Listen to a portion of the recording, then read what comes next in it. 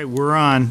Welcome to the November 8th, 2017 meeting of the Sherburne Board of Selectmen. This is going to end up being a joint meeting with the advisory committee, but initially we're getting through a couple of pieces of business, one of which is a public hearing on a grant of location, and the other of which is a review of a draft comment letter to Mass Housing regarding the proposed Villages at Sherburne project on Coolidge Street. So the first item is a petition by NSTAR for a grant of location to install a 45 feet of conduit on Sanger Street related to the library construction process. I don't know who's got the lead on this one. Is that you, David, or is somebody here from NSTAR? Great. Somebody should be here. Yeah, please. Thank you. Good evening.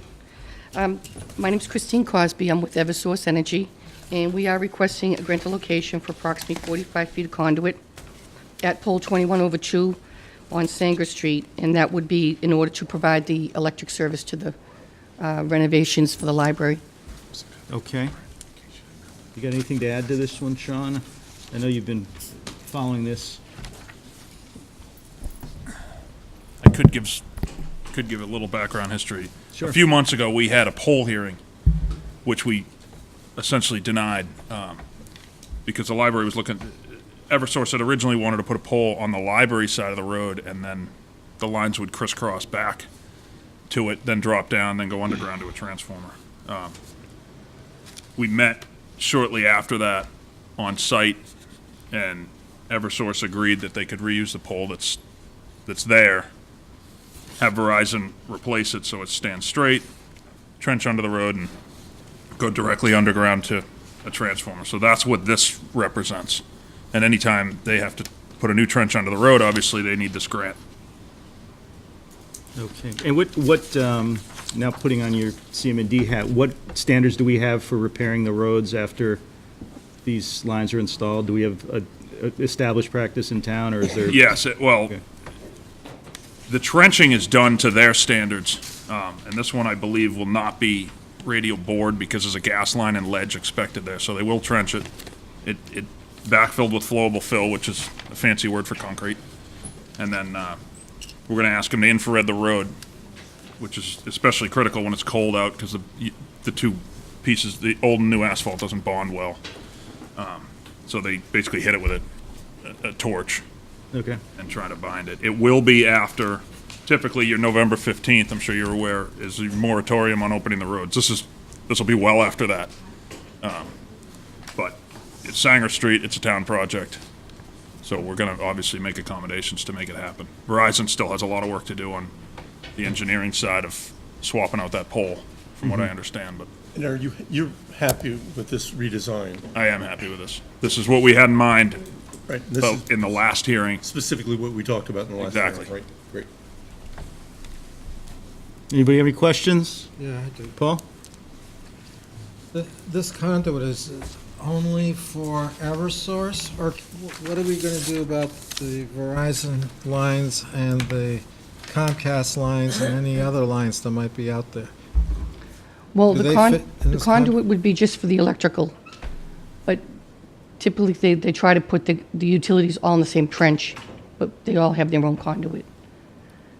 I believe Verizon may already have a conduit out there at that location, In the ground already? in the ground already. If they're opening a trench up, would it make sense to put a conduit across for our own use also? They won't run primaries.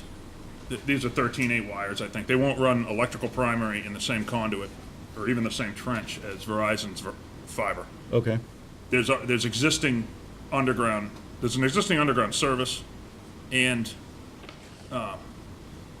telecom going into the library. They're going to try to retain that. Mm-hmm. The intent is to leave that and add this. It's not going to cross the trenches that are already there. That's always had underground service since it was built. So So that'll this telephone that's shown on the plan, that's the existing? That's what our survey people picked up on. Okay, so you're coming close to that, but you're not actually, you're in a different trench altogether? Yes. Yeah. Okay. Well, again, my concern was that we don't have to reopen the street 3 months from now to deal with Comcast or the telephone company. So has somebody coordinated all that, so everybody's gonna be happy?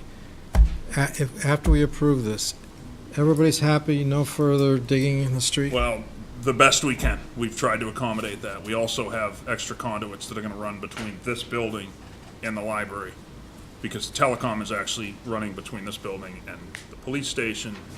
So it's best that we come from here, and they may not even need to go back to the street. But we're trying to keep the existing lines the best we can. How long will Sanger have So to? yes, there's no guarantees on future digging, but we've done everything we could to.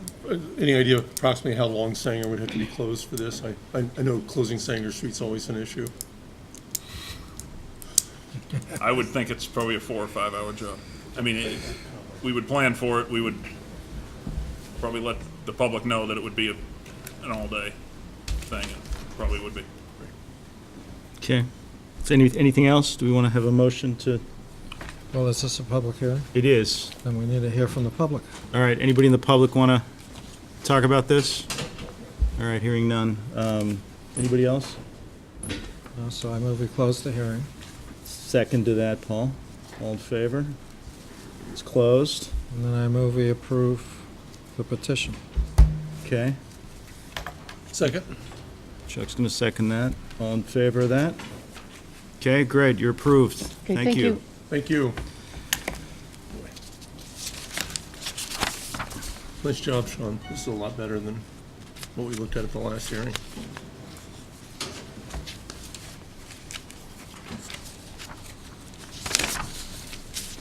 Sean, have you looked at these standards that we apply to these grants of location? It might be worth taking a fresh look just to make sure we've got everything in there that, you or any reasonable town would have. I know a lot of places, there's a lot of process that goes into putting a line in the street to make sure that just all the things that Paul just talked about. Right. And we probably should just, take a fresh look, just make sure we've got I everything will. in there we need to, This is yeah. the first one I've Understood, yeah. crossed from that. Okay. See. I honestly don't know who developed these. I don't know. David, do you know where that form came from? Yeah, it's an old form, so we can probably do, I spent part of today on a form for a different, looking at a form that a different municipality used, much bigger town, much more involved, so. Okay. Next, we've got a draft letter to Sherburne Village, to Mass Housing regarding Sherburne Villages at Coolidge Street.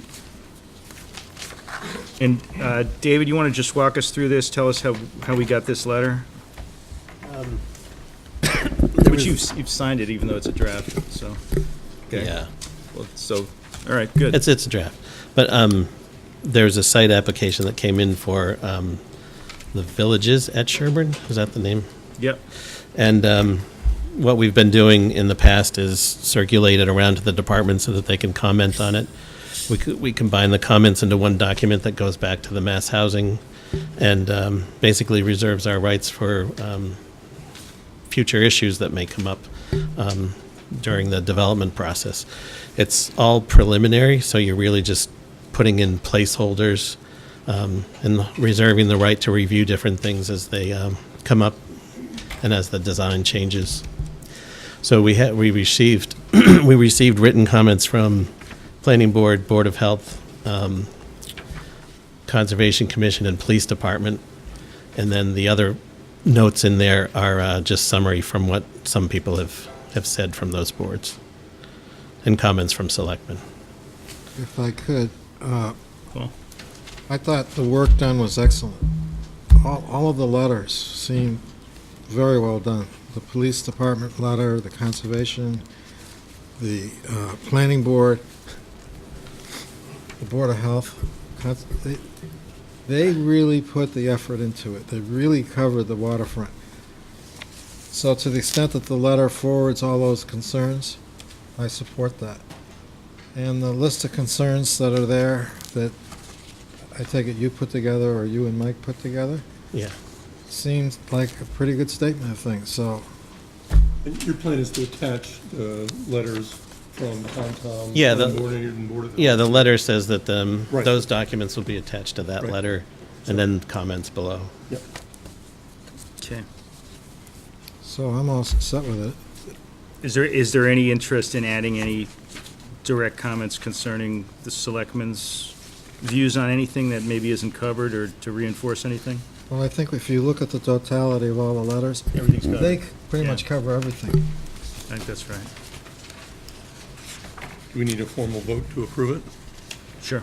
I would move to approve the draft letter to Massachusetts Housing Partnership regarding the villages at Sherburne.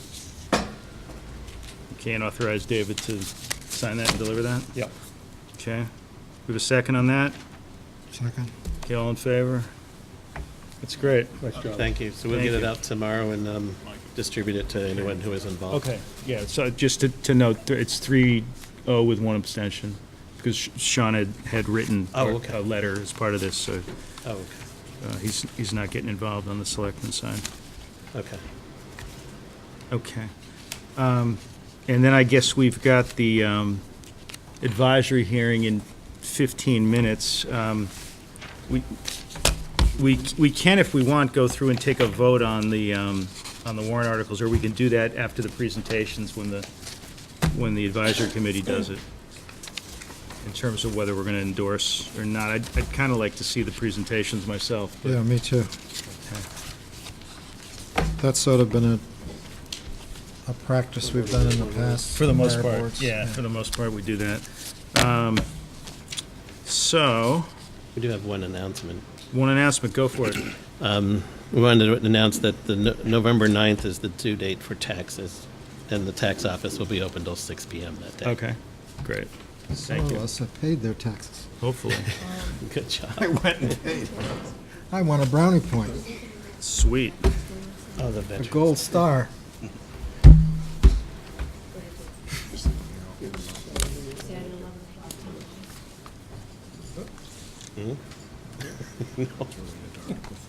I couldn't even hear what she said.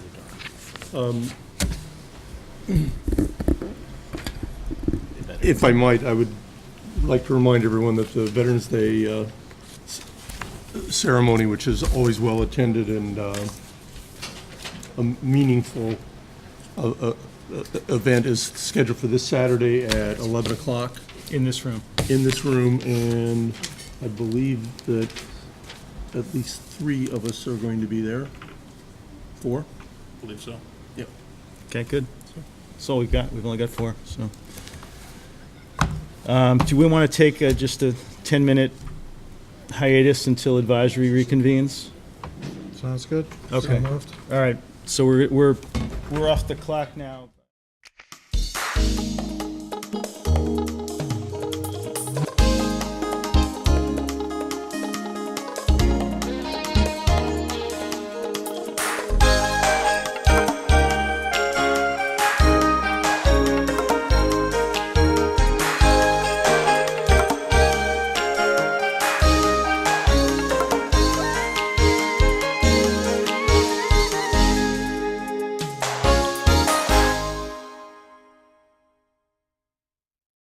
All right, welcome everyone to the public hearing, the Sherburne Advisory Committee for the special town meeting to be held Wednesday, December 6th. I'm just going to read through the notice that you received, kind of the procedure for tonight, and then we'll read through the warrant articles. The format of the public hearing for each warrant article is as follows. The proponent of the article is invited to make a presentation. They'll have a 5-minute limit. Vicky Rellis will be the timekeeper. The chair opens the meeting for public comments and questions by all those present. Each person making a public comment will have a 2-minute limit. And also I recommend to move things along. If something's been said, it doesn't need to be said again, and everybody's limited to one comment. The chair closes time for public comment and questions and opens the meeting to advisory committee for questions and comments. After the advisory committee discussion, the chair opens the meeting for any new public comments on the article. At any time during the discussions, an advisory committee member may request additional information from the article proponent or other resource. In this circumstance, the public hearing on the particular article will be placed in recess until the final public hearing session. After all new comments are heard, the chair will bring the public hearing on the particular article to a close and open the voting session. Format for the voting session: the chair requests a motion for the disposition of the warrant article. Advisory committee members discuss and deliberate the merits of the article and the pending motion. During the discussion, an advisory committee member can request deferral of the vote on the warrant article. The chair will honor such request and defer the vote on the article to the final voting session. At the conclusion of the voting session discussion, the chair moves the motion on the article to a vote. So that's, I'm going to read through, I'm going to read through the warrant. Obviously, a couple of these are very, very long, so there's copies of the warrant in the back, which I'm just going to refer to that as they're printed in the warrant. I think also Mary Wolf, the town moderator, would like to, she put copies of a form if you're planning on making a presentation at town meeting on December 6th. There's forms back there, and there's a link on the town moderator's website if you want the form electronically. Is that? It's only for the 5-minute. For the 5-minute, yeah, that's only for 5-minute presenters, which is, it's the same at town meeting as it is tonight. So with that, I will get started. Like I said, yes. Oh, yes, I'm sorry. Thank you, Carol. And we are missing one tonight, unfortunately. Jeff Waldron's sick and couldn't be here tonight. But I'm George Morrill, I'm the chair. To the left of me is Stephen Leahy, vice chair, Brendan Daly, and Stephen Sy. And to the right of me is Peter Galatano, Vicky Rellis, Susan Aharonian, and Ben Williams. Thank you, Carol. By the time of town meeting, hopefully we'll have some new name tags made up for the committee. All right, Article 1, to see if the town will vote to amend the section 5.6.5 of the zoning bylaw by deleting the language shown in strike-through type and adding the bold underlined language as shown below and renumbering the subsequent sections accordingly as printed in the warrant. This is an 8-page warrant article, so if you'd like to read the details, it's in there. But I'm going to now turn it over to the planning board to make a presentation. Is this working?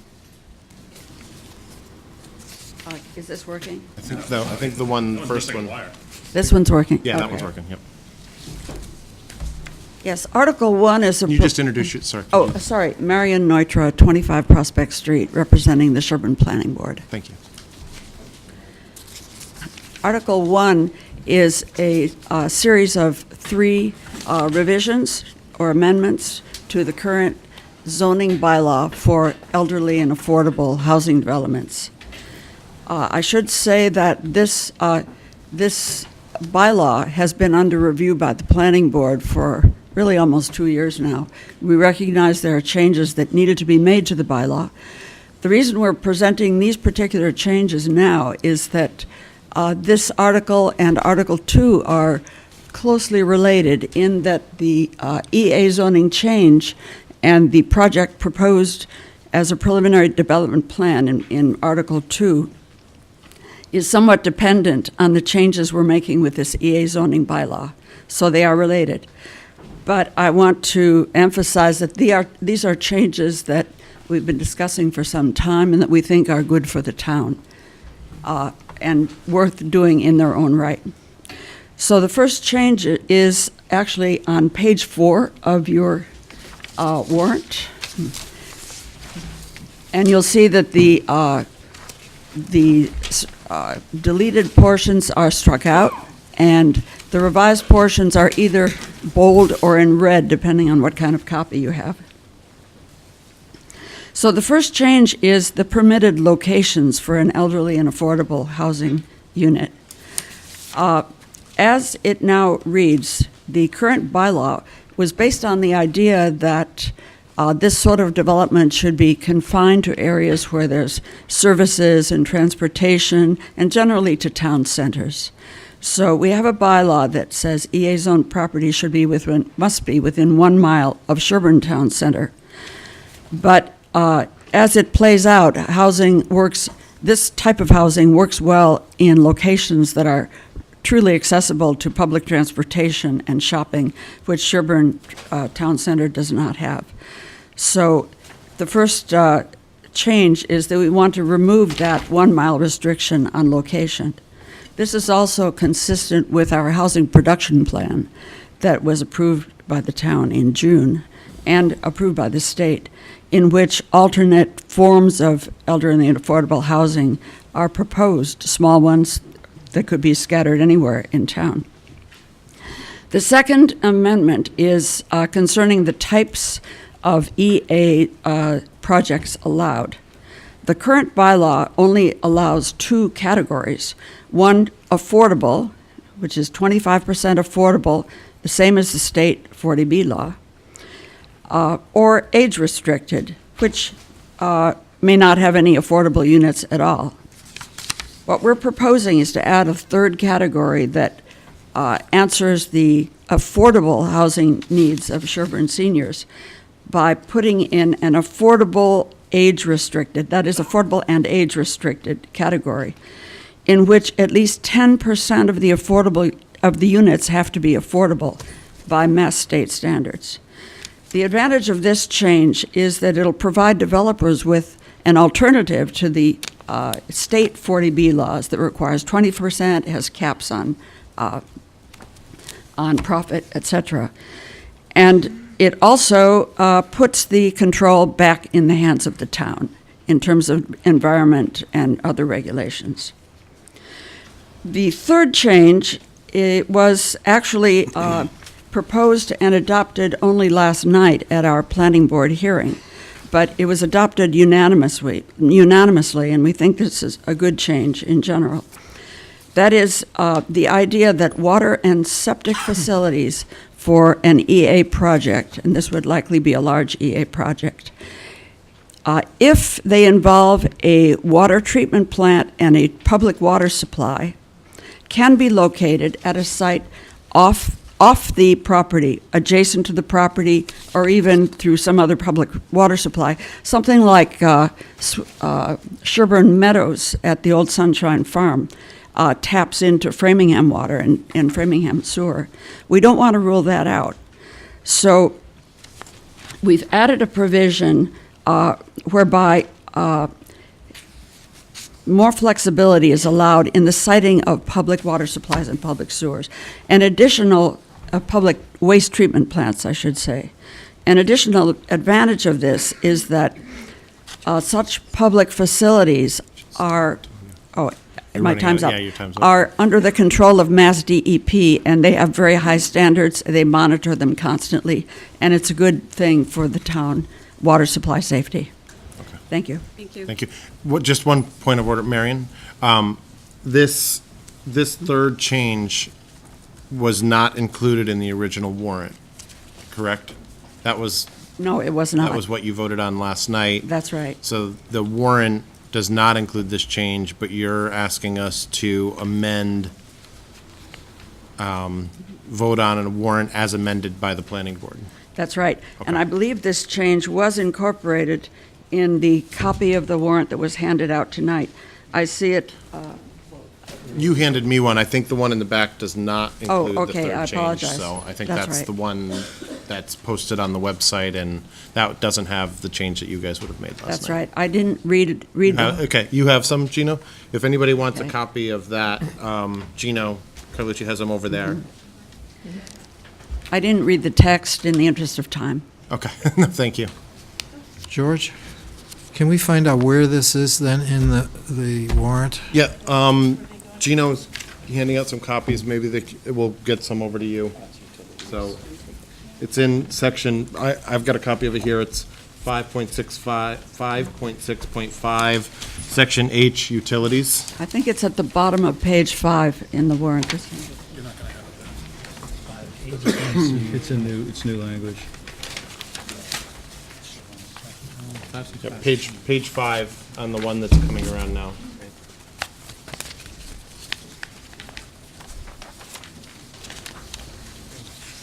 On to the next page.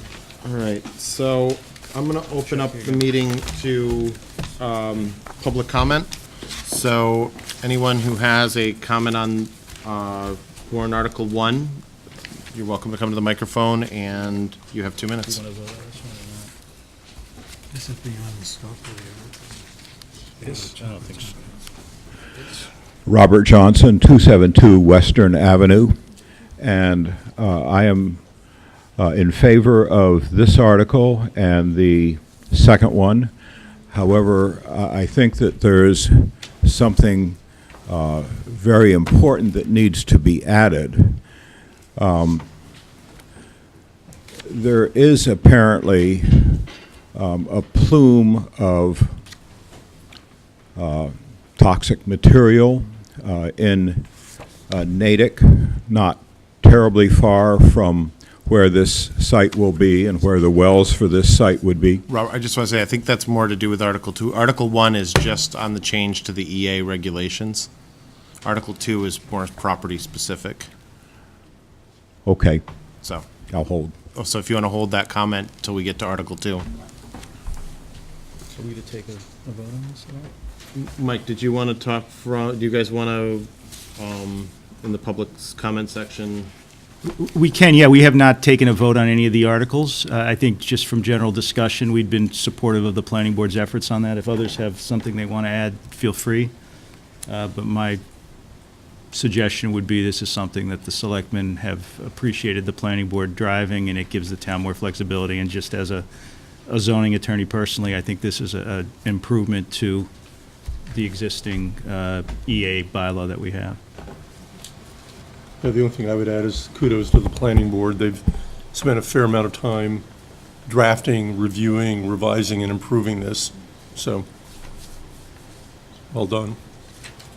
Excellent. Do we have any other public comment on Article 1? If not, I'm going to close public comment and open the meeting to advisory committee for questions or comments. So, anyone have any questions? Go ahead, Ben.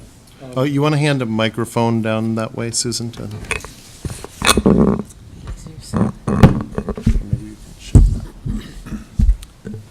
This question may not have a whole lot to do with the matter at hand, but I was just curious.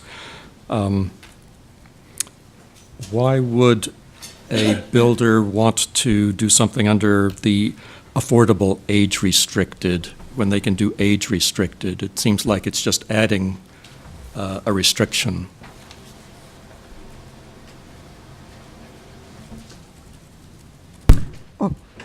Well, that would be a choice. I mean, both under the EA law, affordable, or just age restricted as opposed to affordable age restricted. Yeah, that's a very good question. But I believe having this as a recognized category, the planning board is able to promote this as a good Okay. alternative. And remember that these always involve special permits. So Right. the planning board has some Okay. deliberative and negotiating capacity in this. Good, that sounds, thank you. Does anyone? I just had one comment in response to that. I think this requires a 2/3 vote. I think a builder may view it as a more attractive way of generating the 2/3 vote. Anyone else up here? If not, I'll open it up to any other additional public comments that anybody may want to make. Seeing none, I guess we'll close the public hearing on Article 1 and request a motion for the disposition. So moved. I'd say, okay. Do we have any other discussion on the article up here? Yeah, since I sort of deal with I've dealt with the budgets and so forth over the years, I would be strongly in favor of making a more attractive EA zoning, as this article does. The reason is that some people might call it crass, but this is almost pure profit for the town when we get over 55, because we'll get tax revenues, but very low impact on the costs to the town. There might be some extra policing, some extra public works that would be involved over the years, but our main driver of costs are additional students in the schools. So this would tend to not be bringing in students, so I would be strongly in favor of this from the financial point of view. I also just want to comment that, commend the planning board for the work that you've done on this. I know that a lot of time and effort's gone into this, and by changing the bylaw, it really promotes, you know, what we're looking for. So, thank you. Yeah, go ahead. Does your motion that you have on the table now include the We haven't, addendum? I guess we haven't made our formal motion, but thank you. So I guess, do you want to, I guess we'll revise, let's just say, do you want So to accept Article 1, including the revision As revised. as revised? As revised by the planning board. I think the motion will be to recommend Article 1 for favorable action as revised tonight, as revised by the planning board. If I see no other comments or discussion up here, do I have a second on the motion? Second. Okay, all those in favor of favorable action on Article 1? Those opposed? None, so that's 8-0. Thank you. Moving on to Article 2. Sorry, I gotta find it. Article 2 is to see if the town will vote to grant preliminary development plan approval pursuant to section 5.6.3 of the zoning bylaw to permit the development of a newly constructed over 55 affordable age-restricted housing as detailed in the preliminary development plan presented at town meeting or any amendment approved at town meeting, and approve the rezoning of the land that is the subject of such preliminary development plan, which is located on Coolidge Street and more particularly described in the legal property descriptions and map on file with the town clerk, and to amend the zoning map established under Article 9 of the zoning bylaw accordingly, or to take such other action relative thereto. Do you have a presentation, John? Okay, great. John Higley, 14 Saddlebrook Road, and Chairman of the Planning Board. First, I'll report on the Planning Board hearing regarding Article 2. And it was a good meeting. We had lots of spirited input, so I'll summarize that. There are some specific requirements in EA zoning Article 5.6 that the Planning Board reports, so I'm going to read that. Article 2 is a zoning article and has specific criteria. So Article 2 is to see if the town will grant a preliminary development plan approval pursuant to EA zoning bylaw 5.6 and the rezone of the land at 104 Coolidge to residence EA, so as to permit the development of over 55 housing as detailed in the preliminary development plan we're discussing tonight. Sherburne's EA zoning requires every EA project to be presented to the town as a preliminary development plan at the planning board hearing, then here at advisory, and then to the town meeting to vote. For the town to vote to approve or deny the plan. The town votes to approve or deny the plan requires a 2/3 vote. So the planning board found the preliminary development plan to be in accordance with EA zoning bylaw 5.6 requirements, that the proponent has provided sufficient detail to give reasonable assurance that the development will conform to the preliminary development plan with respect to the location, layout, design, density, floor plans, dwelling units, and anything else that's agreed upon and submitted information. The planning board voted to recommend the preliminary development plan with the amendments that included specific trails, additional detail on the road, driveway dimensions, a butter screening, a butter well protection. So the planning board recommends this. That's the other requirement for the planning board. So what we talked about at the hearing was that it has several attributes. It includes the desirable elder and affordable housing in accordance with the housing production plan. It adds over 55 housing and remains neutral towards our affordable housing goals because it does include the 10% affordable housing. So Article 2 is dependent on Article 1. So it does include the 10% affordable housing, which has a few advantages. Mass General Law 40B gives the developer an incentive to build affordable housing by allowing them to follow the state rules rather than Sherburne's more restrictive and more protective town rules and processes. So, as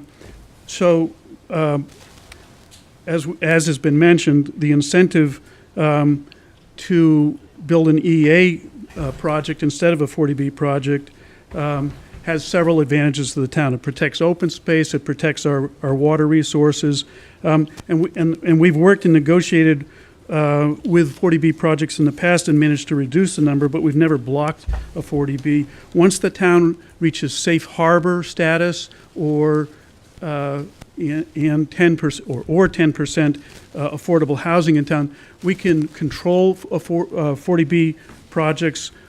We can even reject them. So the town has a goal to reach safe harbor, and this project is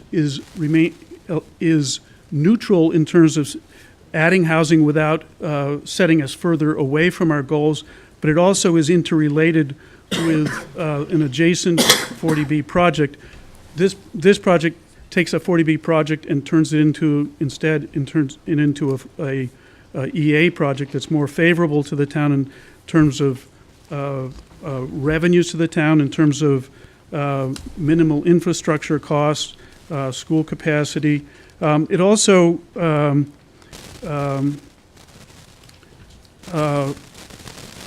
gives the residents an opportunity to qualify for affordable housing by making the affordable housing on this project, this EA project, affordable rentals. The requirements by the state are more enabling for suburban residents to qualify for affordable rentals than they are for sale units. So these affordable rentals that are in the preliminary development plan are very favorable for Sherburne. The plan shares water and wastewater treatment with the adjacent 40B project, so it is interrelated and it does affect the project. The history and evolution of the project is that they were originally both 40B projects, and one was withdrawn. The apartment one was withdrawn. Apartments, in terms of reaching our goals, are really critical because even though 25% are affordable, they all count. So this project with this EA balances the number of units so that we get the optimum number of affordable apartments that are SHAG or affordable qualified, and we get the optimum number of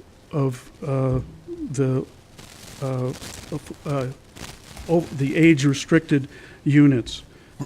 So the planning board voted in favor of that, of this project for those reasons. Thanks, John. I'll open it up for public comment.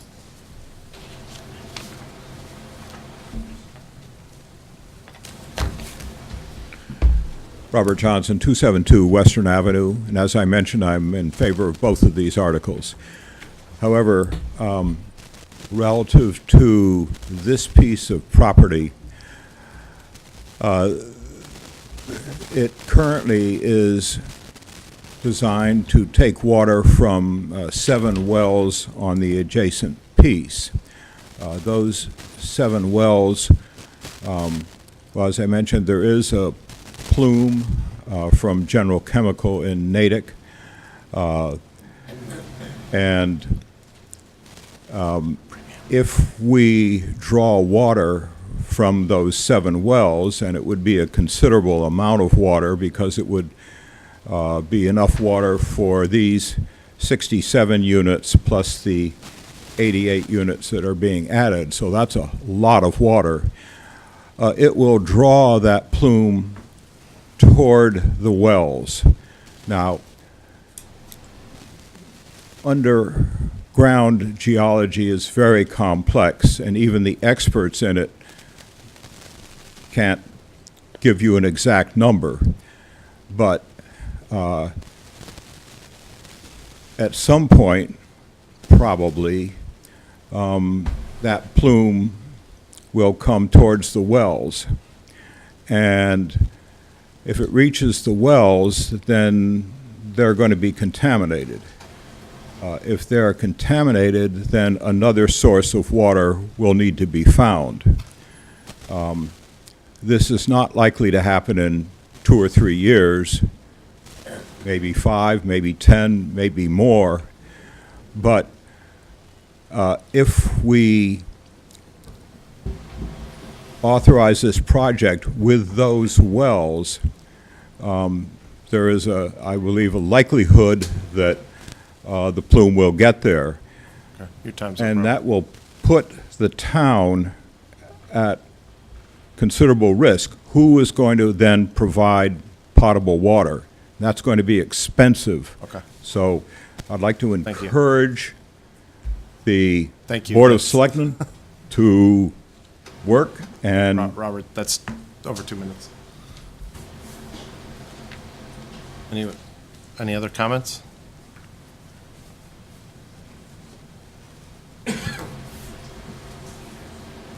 My name's Jack Thompson. I live at 25 Meadowbrook Road. I know most people don't know Meadowbrook Road is like the off child, the bastard that gets beat up all the time. And everybody in the neighborhood loves the idea of 40B and EA housing. But you people have to understand, we are under assault. Our water is under assault.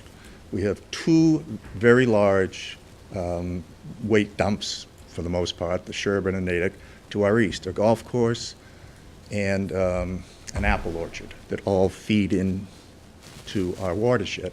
Not to mention the plume that Mr. Johnson was discussing just now.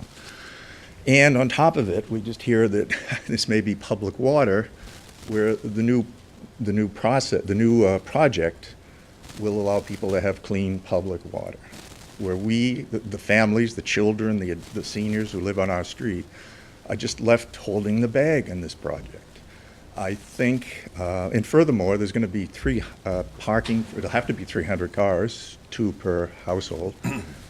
300 cars. You're going to build the largest parking lot in Sherburne, in Dover, Sherburne, and the residual effects of that are incredible. Now, I mean, I've discussed this with the Mass DEP, Mass Energy Environmental Affairs, their drinking water program, and the federal EPA Health Advisory, and they all said that these, well, it was just informational discussions, but they've all said this is a huge issue, and that projects of this size have often been confronted with suits, with lawsuits. I just ask you to think about the idea that our neighborhood will be under assault. Well, the new project will have nice, clean water coming in, and not on site will be their processing plant. Thank you very much for your time. Do we have other public comment? G. Whittemeyer, I'm also from 25 Meadowbrook Road. And this is a profound, again, impacting our neighborhood. It's a 10% increase in population or housing units in the town within a quarter mile, half a mile from the existing neighborhood. That's just a profound increase. And over 55 helps everybody else in the town, all of us who are paying for the school children. But it's 60 units or whatever, it's 120 kids, best school system in the state. Maybe it's 180 kids. I don't have kids in the school system anymore, but it just seems profound to add 2 children to a classroom. To where's the money going to come from, And on a very basic note, I spoke to Gino earlier, thank you, today, and I understand that the access is going to go right down one access is going to be Meadowbrook Road, which is a neighborhood, for anyone who doesn't know where it is, on the other side of town is like 12 houses, 15 houses. It's not a thoroughfare. And I would just request that you consider making that emergency access only. And I think the gentleman, Gino, said that why would anyone go down Meadowbrook? And if there's no need, which is a good point, there's no need, everyone can just spill out into Coolidge. It's built for traffic. It's a main thoroughfare. And that even during the construction, when the temporary road was built, there was 50 gravel trucks that went up and down on one day to dump gravel for the road, approximately. And so I request that that be emergency access both during the development phase and also, obviously, whatever the scope and size of this project is. Thank you. Thank you. Go ahead, Mike. Michael Lee, 28 Wildwood Drive. I'd like to point out a key distinction here is that there's not going to be an option that those properties are not going to be developed. The developer already has an intent to go down a 40B path. The 40B general law has been in place for 47 years, and Sherborne has made minimal progress towards the 10% affordable housing quota. This is the chickens coming home to roost, and at this point, we need to identify the best or the least worst option for this property. To counterbalance Ben's comments earlier, I don't see this as a, high profit opportunity. This is an opportunity to rebalance housing in Sherborne away from a significant number of 4-bedroom or larger properties that are only attractive to families with kids, and to provide broader housing options. And this is characteristic of many of the communities that are also have very good schools, but they also have housing that appeals to non-families, and that brings a lot of tax. It evens out their tax base and provides a better foundation for running a high-quality school district. But most importantly, we're out of options, and it's because we've all collectively not dealt with this issue, and I think we need to figure out ways to ameliorate the impact to the abutters, but the reality is he controls the property, and he has 40B, and we've lost cases constantly on 40B. Thank you. Any additional public comments? Mike? Yeah, the selectmen have, as I said before, we've not voted on any of these articles. I think people should feel free to comment on the proposal. I'll say that I personally am supportive of this proposal. I want to understand and study the plan, but from everything I've seen and heard discussed, it's a favorable project for the town, largely for the reasons that Michael Lee and others have already presented.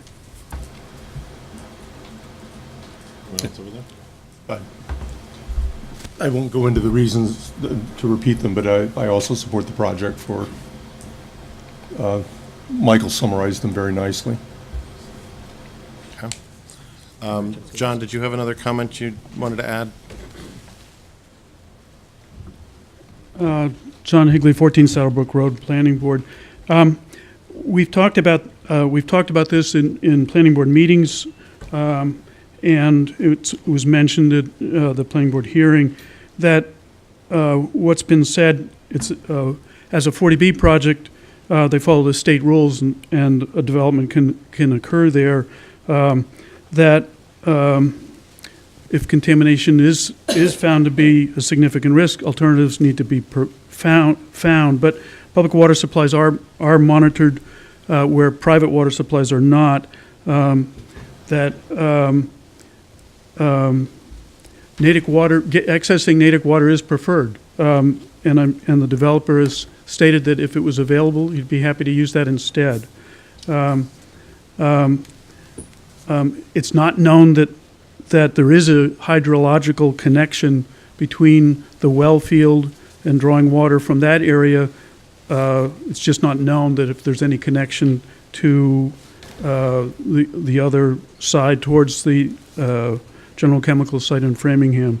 So we feel that this project, EA uses less water. The shared project, the developer's going to maximize the potential for development on both projects. So we feel this provides the best alternative for the town. Thank you. Well, if I can ask John, Can you just wait one more second, Ben? Okay. Until we open it up for our questions sorry. and comments? Let me just see if, does anyone else have a public comment? Yeah, can I add something, which is that, and I think this has been asked at least by some people, so the Board of Selectmen is reaching out to the town of Natick. I know there's been some private initiatives also to try to reach out to the town of Natick to request that they have discussions with us about potential connection of this property to the public water supply. So we don't have any answers on that yet, but the effort is underway. There's no other public comment.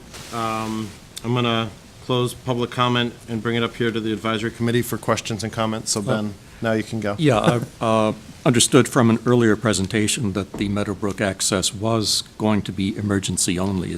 Was I misinformed, or is that correct? Either. That was my question as well, Ben. All right. Yeah, correct me if I'm wrong, John and Gino. It could be either a working access or it could be emergency access. I think that's open to negotiation with the neighbors, really. And I appreciate their concern about traffic coming out onto Meadowbrook Road. It's a small, quiet road, and that could add a lot of traffic, even if only part of the project uses it. So if it were a problem, we would certainly require that that be only an emergency access.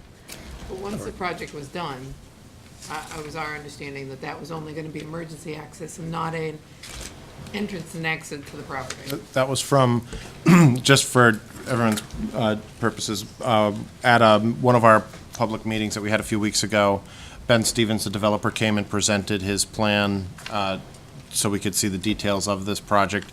And in his presentation, he indicated the access to Meadowbrook would be restricted. That's what he, I think, is planning on. So that's, go ahead, John. Yeah, I was looking to see if it's specifically in the preliminary development plan, and I haven't found it yet. But if it's not, we can make that a condition. Okay. Okay. All right, and one similar question. That would be a lot of pavement for the parking. I think I noticed in the plans that the runoff from the roofs would be going into whatever it's called that slows it down so that it doesn't cause floods and so forth. Was something similar done for the parking, or have they considered the more permeable surfaces that don't concentrate the water off to the sides? Yeah, the preliminary development plan specifically states the stormwater, all the runoff water on the entire site will be re-infiltrated on the site. There is a wetlands that connects across the road and things like that does have migration of water. So those details are not in the preliminary development plan, but the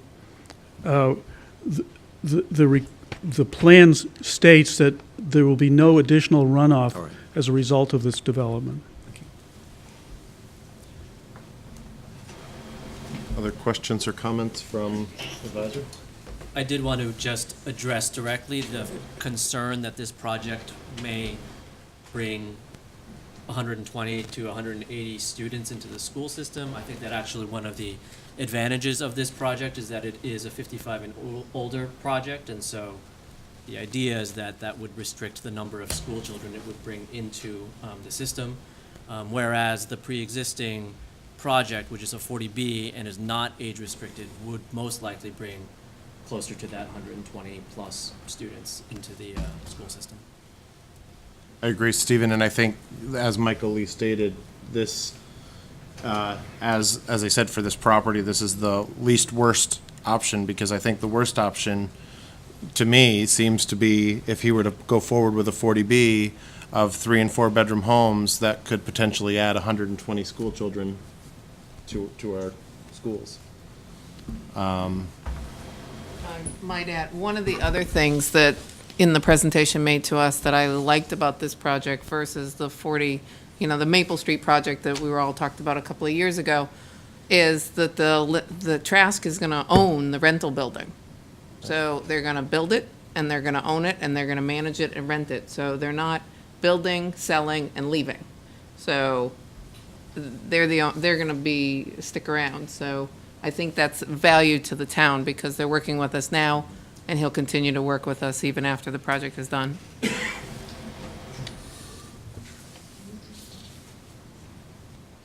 So, do we have any other discussion?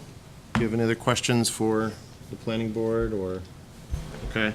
If not, I'm going to open it up for public comment again, if anybody else would like to make a public comment. I just wanted to make a mathematical level. Oh, yeah, go ahead, you can make another. Where I got my 120 is, there's 150 new units, 10% of the town, 88, I think, are the EA, and 67 are these rental units. So I'm just multiplying 60 times 2 of the rental units and getting 120. So it's in addition to the, separate from the EA. Yeah, go ahead, Marion, do you want, Marion?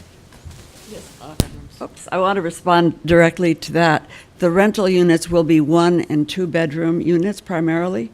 There will be a few 3-bedroom units, as is required by the 40B law, but by and large, they're 1- and 2-bedroom units, which should discourage school children living in that rental facility. It'll be flats, not houses. And the projection from similar developments is that there will be very, very few, if any, school-age children in such a development. If there are, it'll be a small number. Michael, did you have something to add, or is that, okay. Just would confirm that, and data from Natick projects. Can you go up to the, you got to go, because you're on television, so. Yeah. Data from Natick projects do suggest that when it's 1- and 2-bedroom apartments, it yields very few children. There are more children that come out of 40B projects where there are a higher mix of 3 bedrooms. And I think it's something that the schools should continue to do research on, because we're facing a myriad of these proposals, and it's part of the planning process I think would be wise for us to follow. One thing to remember, too, on a procedural thing, is we're voting on the development plan for the EA project only. The rental project is not part of what we're actually voting on. I just want to make that clear tonight. Addie? Okay, I just wanted to make a... Identify, sorry. Sorry, Addie Mae Weiss with 1 Jackson and Planning Board. I just wanted to make a comment on the correction on the numbers. The EA project is 60 units of ownership, age restricted, 55 plus, and then 7 SHI smaller units that would be rental. So it's 67 total, but the other project has more units, but they're rentals and they're smaller units. So. Thank you. Do we have any other public comments? Steve Payton, 42 Oldfield Drive. I've heard it mentioned a couple times that if we don't do this, then we'll be forced to do a 40B project. But wasn't that the intent of, what was the purpose of the housing production plan then? I thought we made a housing production plan so that we wouldn't be confronted into a situation that it'd be forced into a 40B. So I'm a little confused about how that... I'm going to let Addie respond to that just because Okay. she's from the housing, she worked on the housing development plan. So the housing production plan was a great step in the right direction. It wasn't the magic ticket that everyone was hoping for. What it does do is it described what our plan is and gave us the strategies for how we were going to achieve our 10%. And by having a housing production plan in place, if there are affordable units added after that plan was approved, which was adopted by the state June 9th of this summer, then we are allowed to claim a safe harbor status with fewer numbers than we would have without the housing production plan. So it's not a magic ticket. We still need to add units. So I don't know. But this also has the 7, if this project were to stand alone without the rentals, this has 7 affordable units, which is the housing development, housing production plans number to put us into the safe harbor, correct? 2 years. Is 7 years, isn't it 7 units a could. year? The tricky part is when that actually Oh, okay. kicks in is not as clear, partly see. because it's, is it when the project, because it's an EA project and it's a little bit different, and trying to figure out when that timing hits is a little complicated, but yes, ultimately, that does do that. Okay.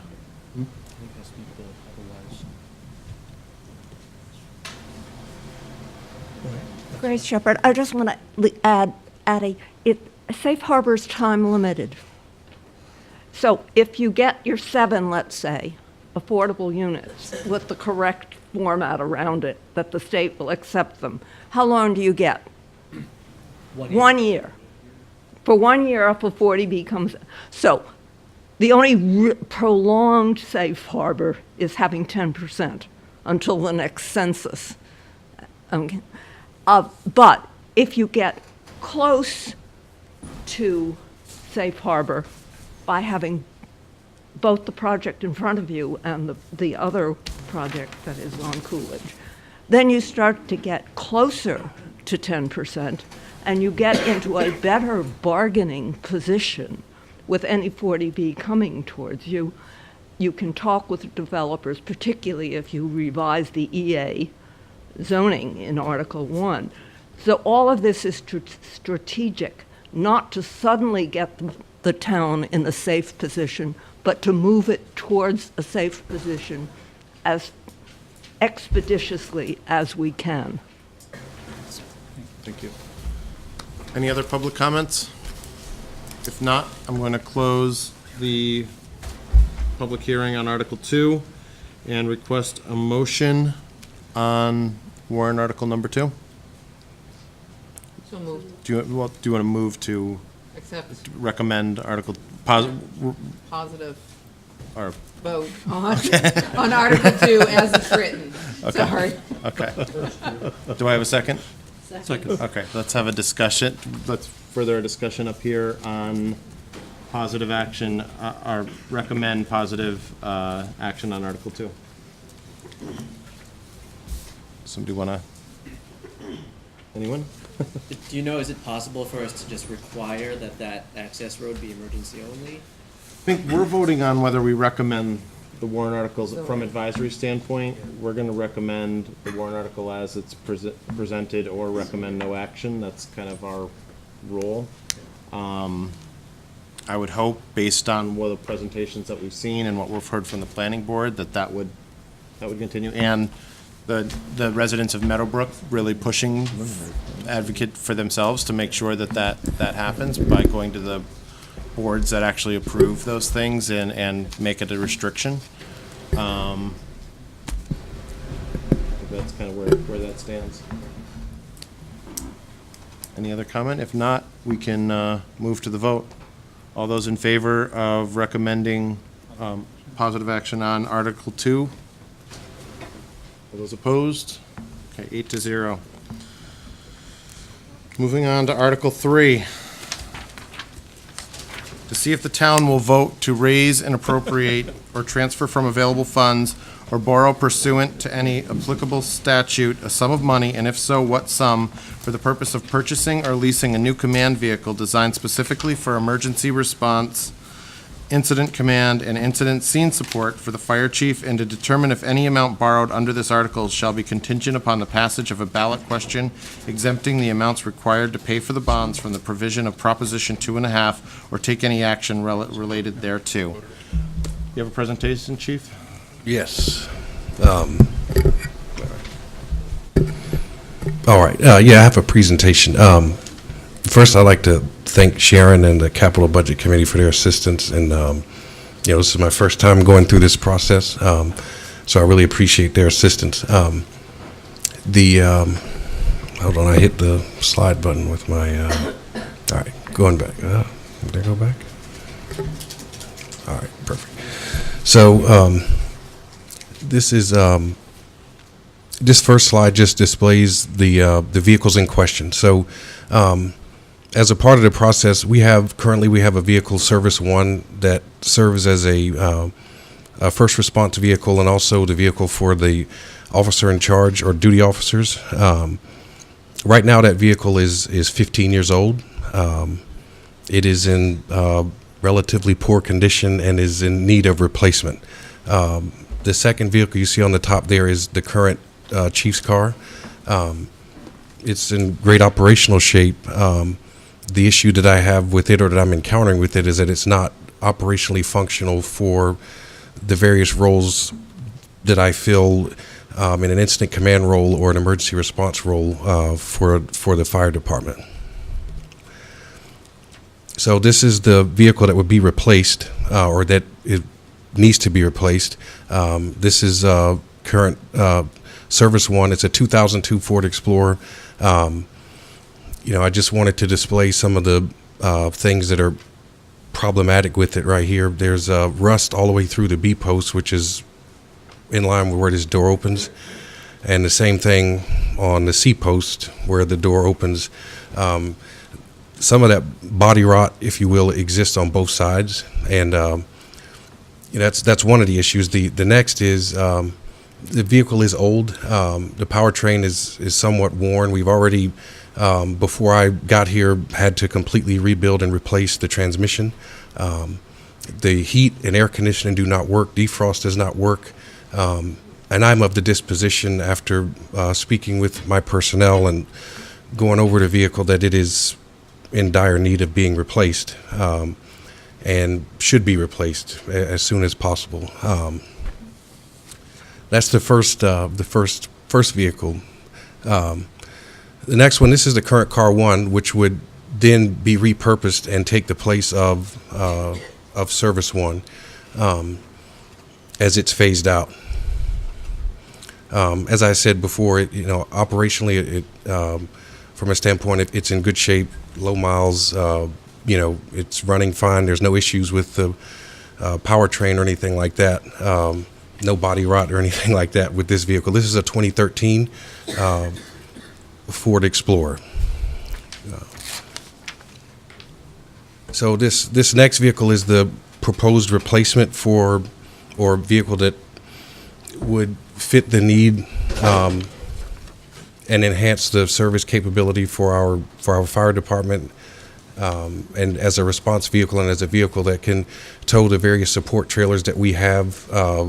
Our boat, our UTV, which is an all-terrain vehicle for helping search on the trails when we have missing persons, as well as our special operations trailer, which has just various hazmat equipment and things of that nature in it. So if we did have a vehicle, basically that trailer is set up to protect our water system. If we have a vehicle that's leaking fluids and things like that, we have special absorbent pads and floating absorbent pads that will contain that leak or contain that spill, and hopefully prevent it from contaminating the water system or the water sources that we have in town. So the premise behind this is a larger vehicle. It is beefier and more rugged and more.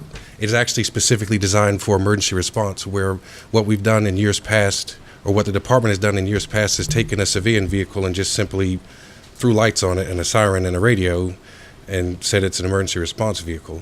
The powertrain isn't beefed up. The electrical system isn't upgraded to handle the extra wear and tear or the extra necessary things for emergency response. So this vehicle would provide that. This slide is just demonstrating the difference in the current car one. There's not adequate lighting on the front of it, and there's just a comparison to show what the new vehicle would be, or what it would look like compared to driving down the road. The picture doesn't. You all's view of it is not as good as, or as clear, as clean. But that's a safety issue that I've encountered, is that the current car one is underlit, and what we would do is take the lights that are not antiquated off of the current service one, which there are some LED lights that are on there that are in great working order, and we would add those to the current car one to make sure that it was better lit and safer. And and eliminating any extra cost of buying more lights. So this slide is just to demonstrate the comparison.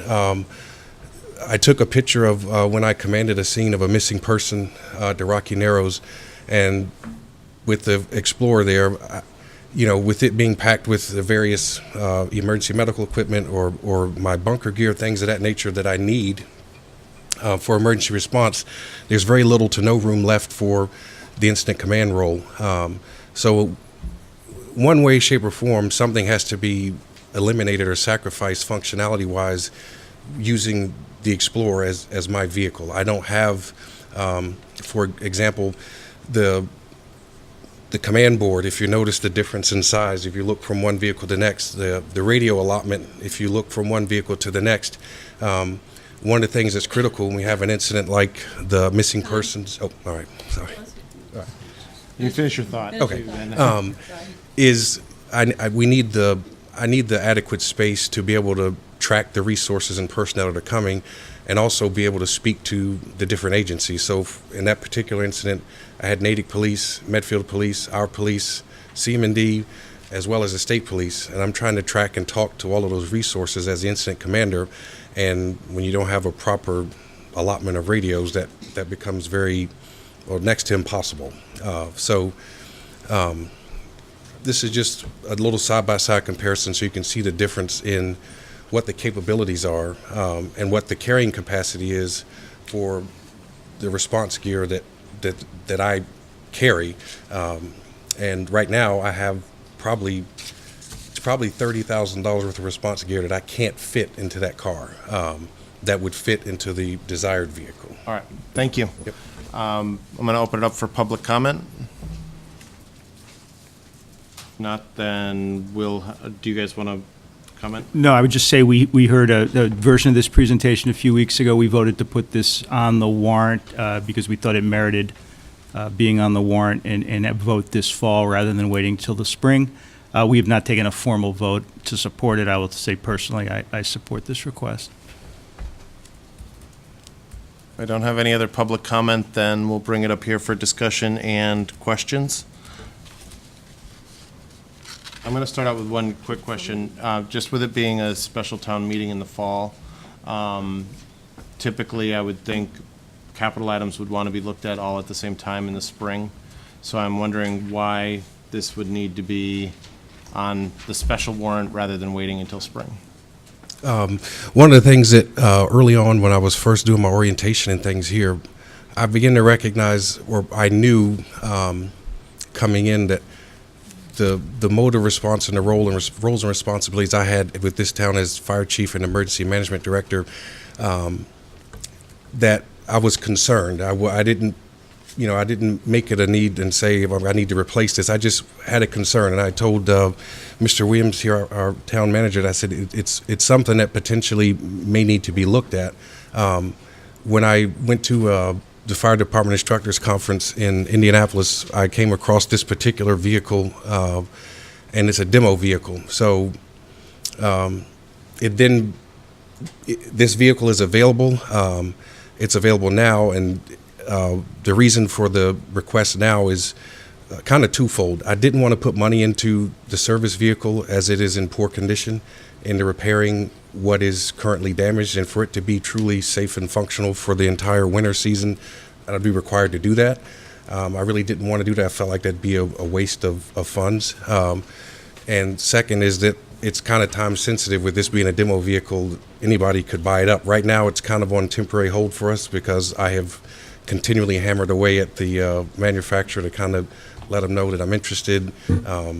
And can you, I don't think you got to it in your presentation, but can you kind of break down the cost of this vehicle versus if we were to do a similar vehicle to what we've had in the past? A similar vehicle to what we've had in the past is about $60,000.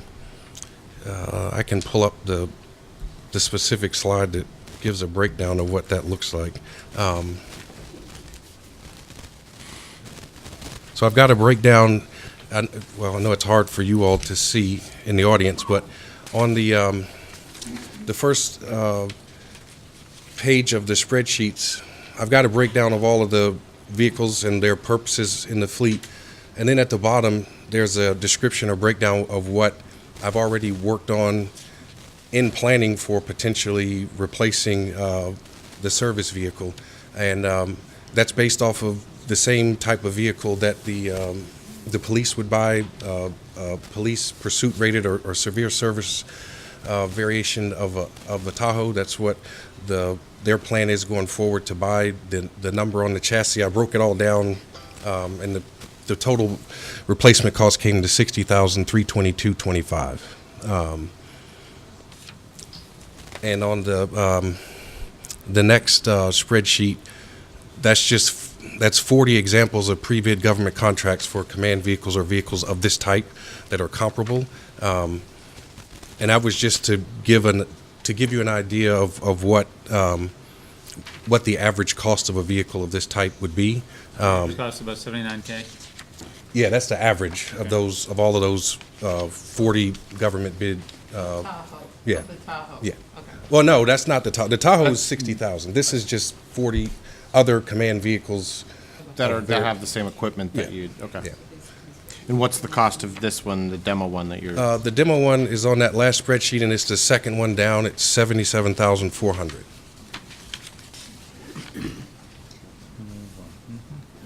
And that represents about a 38% reduction because it's a demo.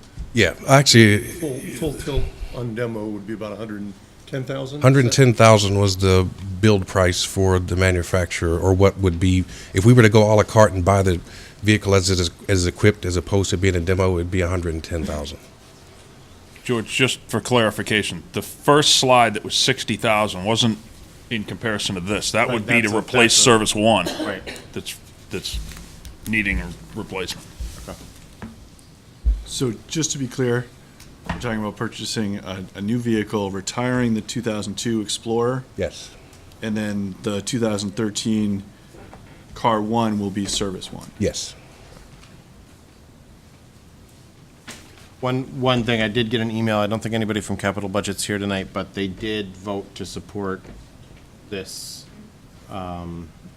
this article. So how much are we asked for? The 77,400.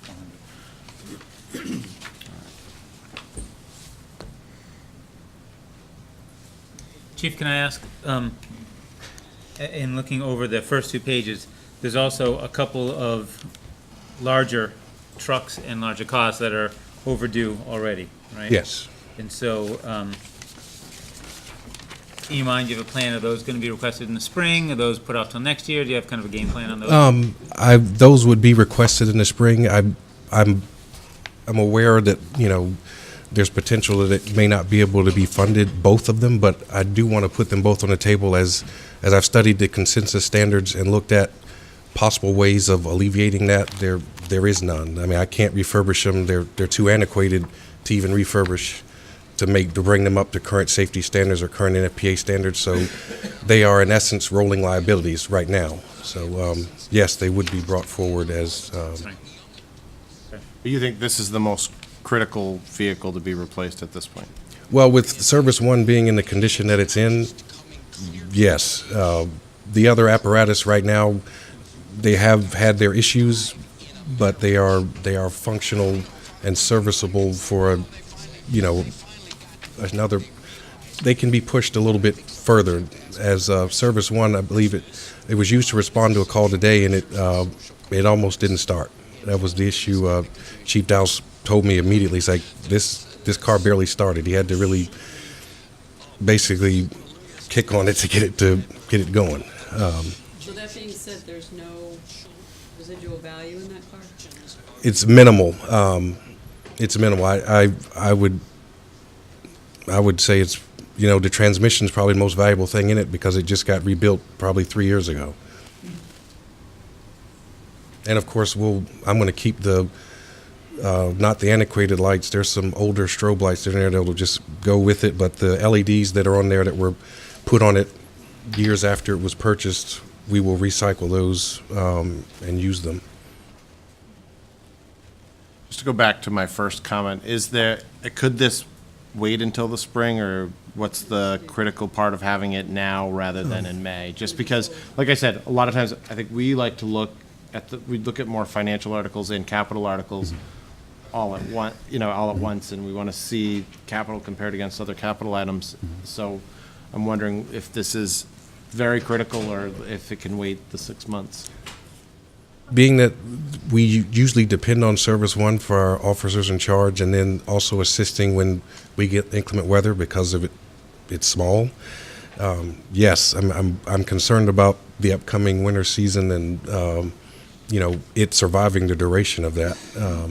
So it is, and then the other piece of that or component of that is the benefit of getting the demo, as opposed to having it be sold to someone else and having to go out and a la carte buy something or purchase something, and chances are it's going to be more than the 77.4 if we wait or put it off.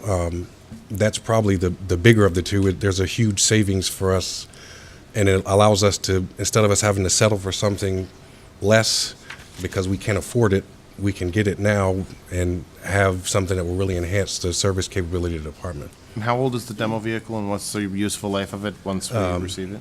That's another positive, is that it is a more rugged, beefier chassis. So instead of the 10 years that we normally keep an Explorer for, you could probably stretch this 12 to 15 years because it's on the F-250 chassis. And it is a model year 2017, so it's brand new. It's got 17,000 miles on it right now. In my discussion with the manufacturer, I told him I just set a firm line in the sand, just that, I did this before I knew how much it cost them to build it, and I saw the actual build sheets. But I told him that we would not take it at 77,000 if the mileage exceeded 25,000, and that was just based off of previous experience and seeing those vehicles of those types. So. The one thing that I will say is that our maintenance department does an amazing job to have that Explorer running for 15 years.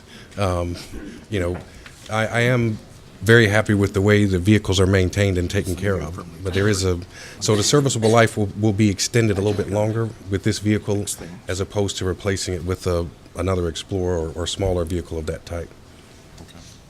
Does anybody else have any questions or comments from up here? If not, then go ahead, Ben. How old is it?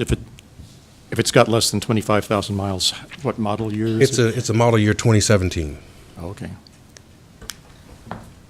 It was just ordered from Ford in April it was finished being manufactured in March of last year, or March of this current year, sorry. If we don't have any other questions or comments from up here, I'll open it back up for public comment. Can I ask one thing? Oh, yeah, go ahead, Steve. I see 4 quotes here. It says Sherburne Fire Department Command Vehicle quotes. Yes. Including the 77.4 for the demo. Yes. Are these 4 vehicles not functionally equivalent? Well, the key to note with those quotes do not include any of the communications equipment or radios, which would represent, depending on the level of radio packaging, like the radio package that's in the vehicle now is about $15,000. So they would represent, that quote would be that minus, you'd have to add, we would be on the hook then for a minimum of $8,000 to put the radios in the vehicle. All right. I'm going to have, I think, Paul, you wanted to. Yeah, I wanted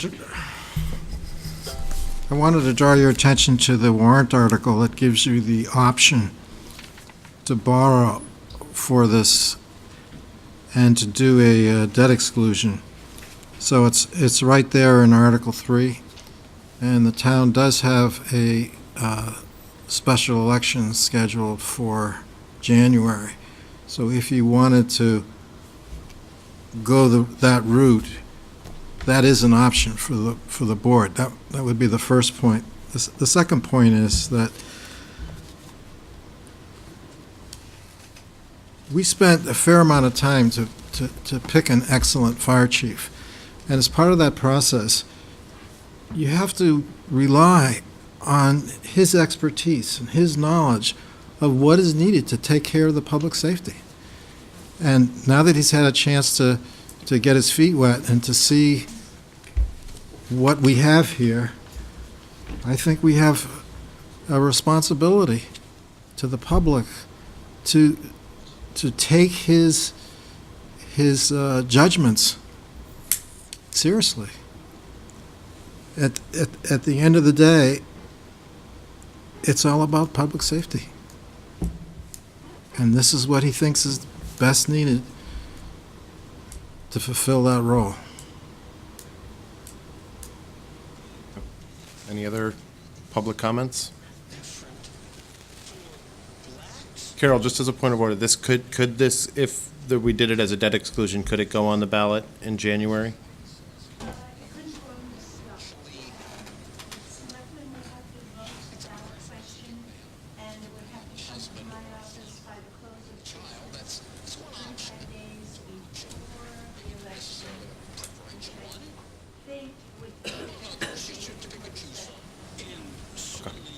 Okay.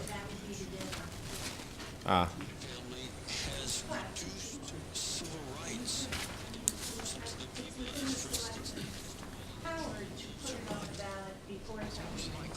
Okay.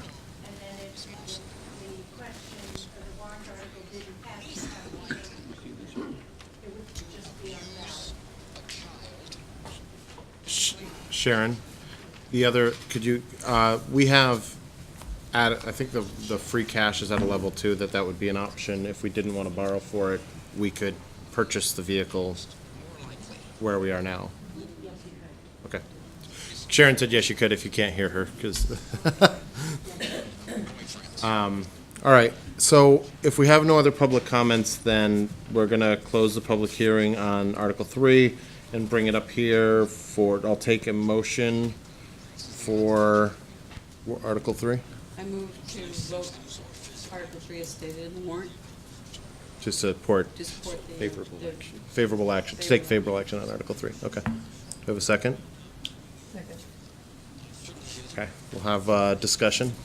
You know, I'm torn because clearly Chief needs the vehicle. It happens to be a vehicle that would work very well at a significant discount to cost. However, you also made a good point, George, that it's good to look at all one's capital requests at the same time. And were it not for this special town meeting coming up, I don't think we wouldn't be looking at this right until the spring. So in truth, I'm a little bit torn on that one. Same with me. Ben, from your time on capital budget and I guess more experience than most of us up here, I mean, how do you feel about the capital in the fall versus? Well, I'm totally on board with the need for the replacement. But I'd have to say I'm confused about what, is this the best choice? I mean, nobody likes a discount more than me, but if you're buying something, that 120 or whatever the original price is up with the very highest vehicles on the spectrum here. So is that what we really needed? And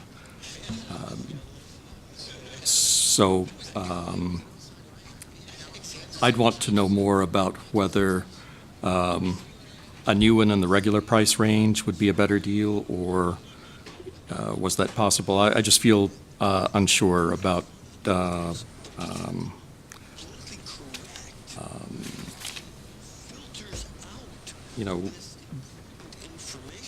the choices might be. I'm sorry. My tendency would be to just abstain on this vote. So not that I'm against it, These but. are apples to apples, though. I've known well, he said that the other one would need $8,000 to $15,000 worth of radios in there, right? Right.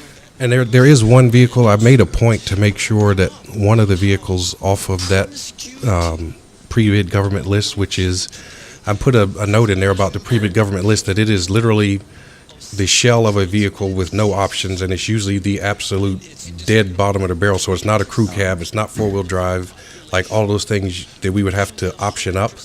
And the actual quote from Fast Lane Emergency Vehicles is from that pre-bid contract, but upfitted a la carte to the minimal needs that I would want in the slide and the equipment storage and everything else and the command module. So and that's minus the radios, and that's their price. Now, of course, they came back or called me today and said, well, we can offer some discounts, but I don't see $10,000 or $11,000 in discounts that they can put on there.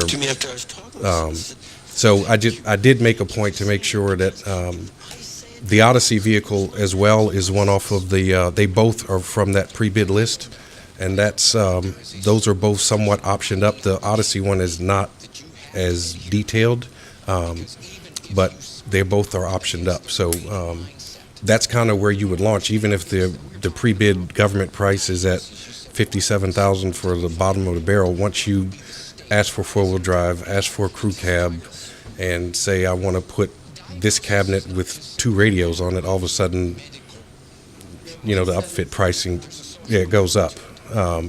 So, All right, well, that answers some of my questions. Yeah, I think that's what I'm struggling with. I mean, I believe that you've found a vehicle that's very adequate.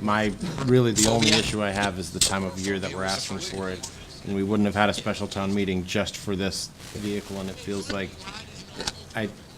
I hate to look at something alone, but it may have, I mean, I think, as Steve said, kind of torn as to, does it have its merits, even though it's not the typical time of year that we'd be looking at it. Can I, just so I better understand the choice about financing, if we want to finance it rather than pay in cash, there would have to be a special, the selectmen would have to, could you go over that process one more time? Maybe Carol would. Well, I think if we have to vote on it, you'd have to put it on the ballot, correct, Paul? If you're going to take it outside the debt limit, you have to put it on the ballot. It'd be on the ballot for the election in January. The effect of that would be that we could borrow the money. It would be over at least a 10-year period. Selectmen would determine the useful life of the vehicle. We go through that process. It may be longer than 10 years. We can spread the borrowing over that period of time. So if it's $77,000 over 10 years, that's $7,700 plus interest. But I also think, based on where our free cash position is, again, it's not certified yet this year, but I think being able to buy a vehicle like this, it's not going to add to the tax rate. I think that's important. So we could buy it with the cash that we have and not have to have it on a ballot question. Make one comment. When we made the motion, I tried to urge us to not pigeonhole a vehicle, to try to hand you guys a clean vote. We never really vote on a specific vehicle, whether it's a fire truck or anything. We vote on a dollar amount that you feel safe that will cover the cost of that vehicle. This vehicle could sell tomorrow, but the fact is we want to cover enough for him to build a vehicle if he needs to, right, with the intent to buy this. And if we vote to support this article, we can, in our motion at town meeting, say vehicle not to exceed a certain dollar amount. That's what we would put in our motion. Right. So we can limit it that way. Chief, is there an active market for like demo or slightly used vehicles, or no, this was a one-of situation, and if you don't nail this one, odds are you're buying a new one? Typically, like, for example, Fastlane had a demo vehicle, and so did Odyssey, and they both sold within months of building them. So this one, the last one they built for the year 2016 sold. It sold almost instantaneously. This year they had a buyer, and something fell through, and they've kind of, as a courtesy, kind of held it until I told them we were in process, and I wouldn't know anything till probably after first of the year, but that we were at least in process, and I was working on it and trying to get firm information and numbers and doing a lot of research around it. So they kind of, as a courtesy, right now aren't marketing it as hard as they had been, because they feel like they have a potential buyer. So with us being that, so hopefully they can hold on to it. Of course, they can't guarantee it, and I told them I can't put any deposit or anything down, but All right, do we have any other discussion?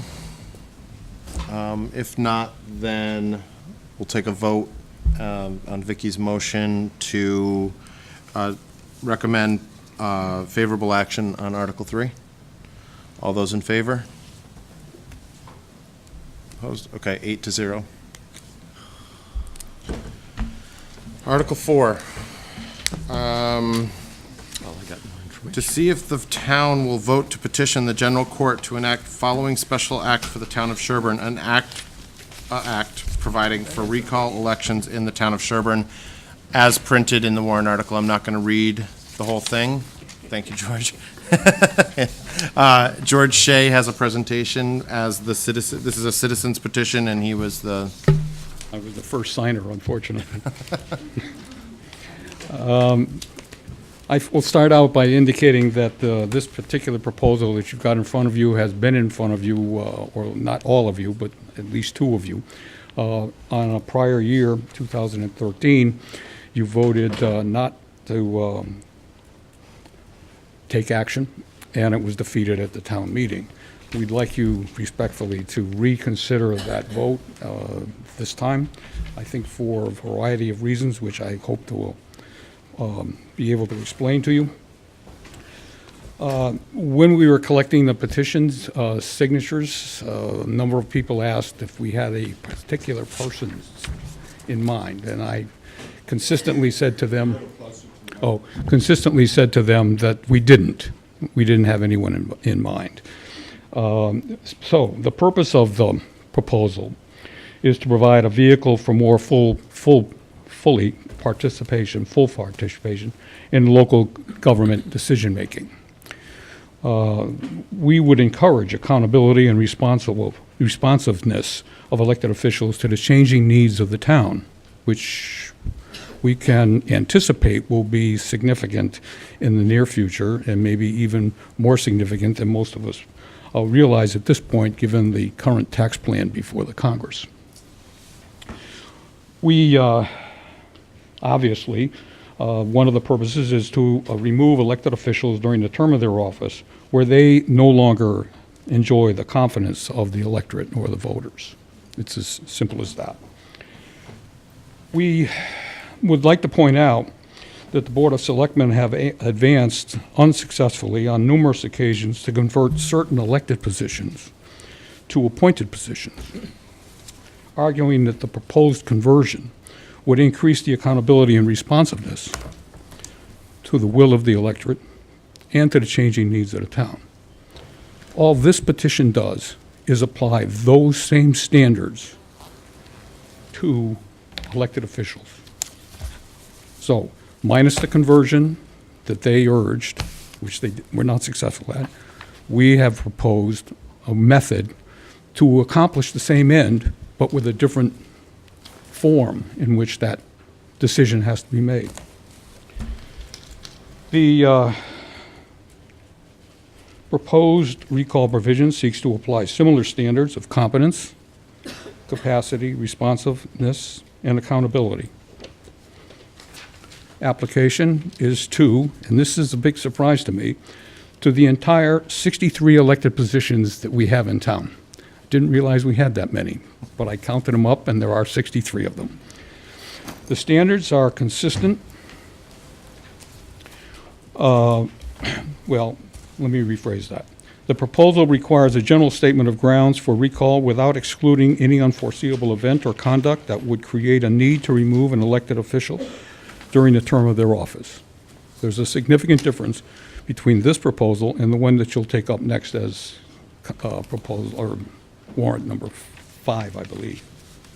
It's consistent with the accountability provisions in the appointed officials' employment agreements. And if you wish, I can run through all those, but there's quite a few of them, and I don't think you need to unless somebody has a specific question. It's consistent with the majority of the recall provisions enacted by the legislature and currently in place in approximately 200 communities out of the 351 municipalities we have in the Commonwealth. And they're consistent with the appeals court's ruling and reasoning in a case which I cannot pronounce the first name of which, notwithstanding the fact that I come from Western Mass. The Board of Registrars and the Board of the Town of Hadley decided in 1990, and I'd like to read it to you.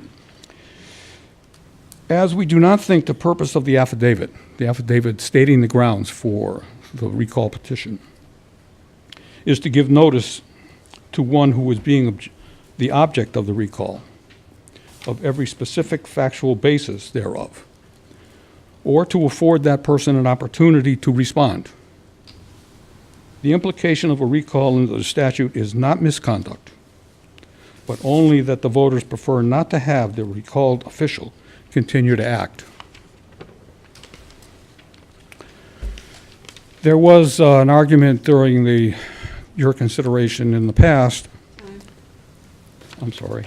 Can I just finish this last paragraph? Yeah, go ahead, finish your thought. Yeah. The proposed recall requires the adherence to procedures designed to assure that the provisions are not used frivolously. And if you look at the sections, the longest section of the proposed statute, you will see the 20% and the number of voters that have to petition, and then the number of voters that have to call for the election, and then the number of voters that have to elect or vote during that election.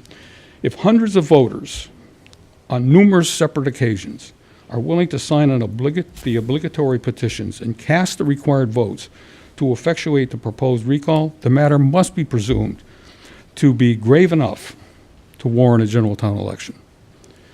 Even if the recall fails, it sends a very clear message to the officers that are subject to that recall that perhaps their conduct and their votes should change. Thank you. Okay. I'm going to open it up for public comment.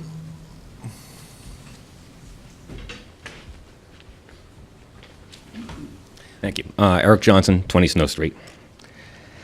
After seeing this, and I'll speak to Article 4, but it's almost impossible not to mention some differences of Article 5, as they are comparable. I did my own research, and I wanted to see what other communities have out there and what is tested. In my research, I found it very difficult not to find a community that had some kind of recall provisions in it. Just based on my small sampling, I found Ashland, Westwood, Medway, Medfield, Wareham, Chelmsford, Saugus, Drake, Mashpee, Falmouth, Nantucket, and Mansfield all have recall provisions, and all very, very similar to Article 4. In no case could I actually find any community that had very strict prescribed causes as indicated in Article 5. If you're worried about overuse of this, I can tell you that there's a whole webpage about this, by the way. I can tell you that in 2017, there have been 5 instances where Massachusetts towns have attempted to do recalls. If you want, I can mention that now, or I can wait until discussion on Article 5, because it might be comparable into the causes. Okay. I can go through it. In Southampton, there was one against a selectman who was absent from 1/2 meetings, and the selectman resigned. In West Brookfield, there was a tax collector due to errors in processing tax bills, and it resulted in a resignation. Did not go through the recall. In Townsend, there were 2 selectmen who had ethics charges for hiring practices, and at that point, they actually stopped the recall when the ethics investigation found no violations. And in Shirley, there were 2 selectmen who were accused of improper adjustments of town staff contract, and the recall passed. And there's one ongoing with Stoughton, where a couple selectmen have a recall against them. Their votes in December for improperly discharging the town administrator so they could give the job to a past selectman. So those are the type of things that you see out there that are tested. And again, there's only been 5 this year over what, best as I can tell, is probably the majority of Massachusetts communities that have these provisions and do not have causes.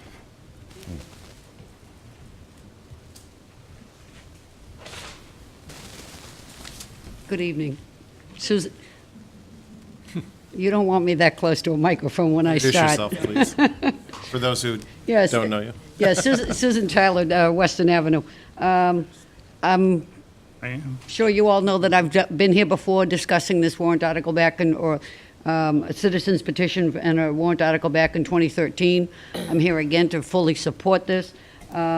I handed you out a spreadsheet that will show my research with the update from back in 2013 as to this morning. There are 194 communities that I've discovered that have some kind of a provision for a recall bylaw. There is one in here that is similar, again, to Article 5, that is very restrictive and limits it to 3 reasons. That town now, since they just became a city and have redone their charter and all, they now have just a statement of grounds. So, thank you. Do I have any additional public comment?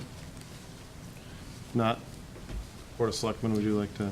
This is another one where we have not taken a vote. I think we have some personal opinions on there. I'll voice my opinion on this. I think this is a bad prospect for the town. I think introducing this recall concept to a town like Sherburne is not something that is a good thing for a small town. We can get 200 people to sign just about anything. I suspect many of them wouldn't even read what they were asked to sign. If a friend or a neighbor asked them to sign something, they'd take it on faith, which I guess is a good thing. What we can't do is get people to run for office, and I think this will make it even harder to get people to run for office. There's no guidance in this article as to what causes would be grounds for recalling somebody. I disagree with Mr. Shea. I think it is a punitive measure. It's intended to be a punitive measure. That's evident from the fact that this would bar somebody even from appointed office for 2 years, and it would also coerce them to resign or else go through a recall vote if they were listed on a petition. So I think this is not in the interests of our town. It's not in the interest of encouraging people to volunteer for town committees. It's not in the interest of encouraging people to take a difficult stand on a controversial issue, because this is a way to vote somebody or embarrass somebody and then vote them out of office if you disagree with a position they take or a vote they take. It may not be used that way, but it could be used that way, and that's bad policy. Yeah, I'm also going to, we've not taken a vote, but I will be voting against both of these proposals. The Governance Task Force was talking about this concept, and an esteemed member of your committee, Jeff Rudin, I was fairly neutral on it. I saw advantages and disadvantages. Jeff Rudin pointed out, I think quite well, that this town is small enough that if they're unhappy with what an elected official has done, run against him or her. And the town is small enough that for many of the same reasons that that Mike articulated, I just think it's bad policy. I get tired of the arguments that Sherburne is special and different. We are special in that we're small, and I just think this is unnecessary. So I'm going to be voting against both of these articles. Well,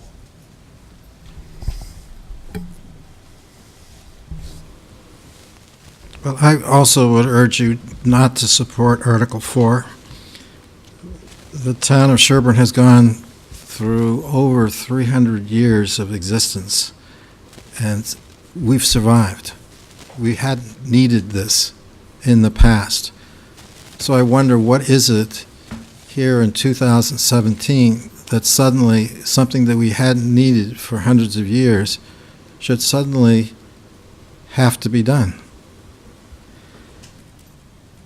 The basic problem I have with this is the complete lack of standards. As George Shea said, this is not about misconduct, but the preferences of the voters.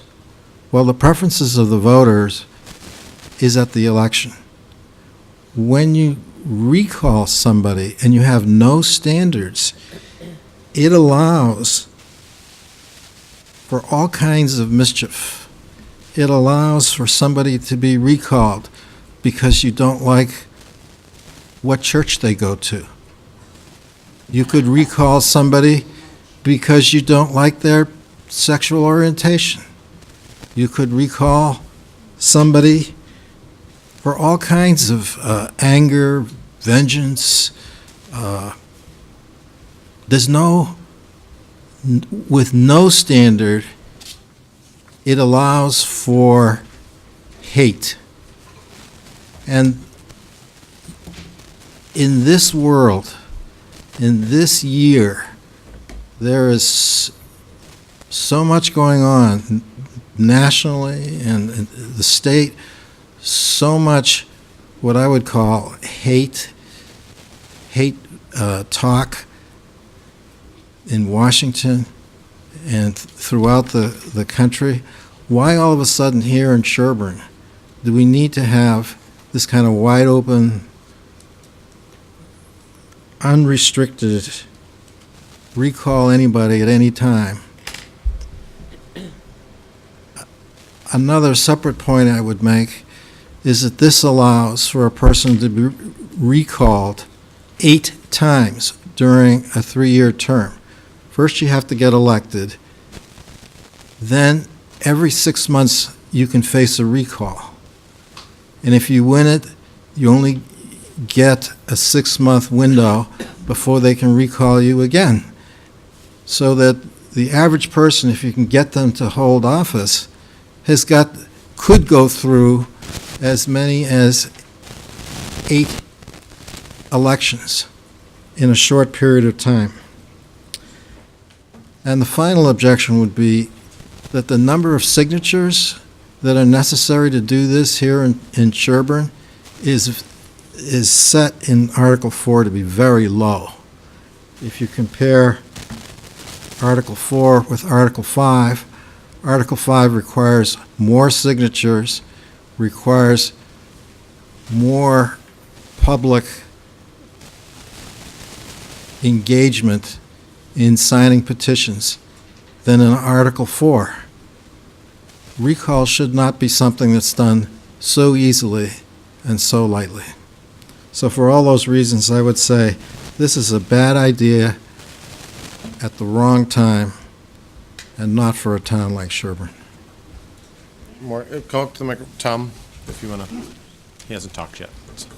Tom Ermston, Hollis Street. I think we've seen this movie before, and I don't know whether the wording in the 2 articles is exactly the same as it was back in 2014.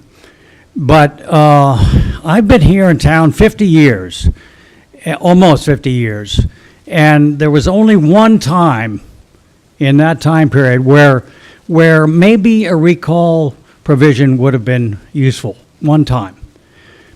The fact of the matter is the town's a small town, we know each other, and I don't care whether 150 other towns in Massachusetts have some sort of provision.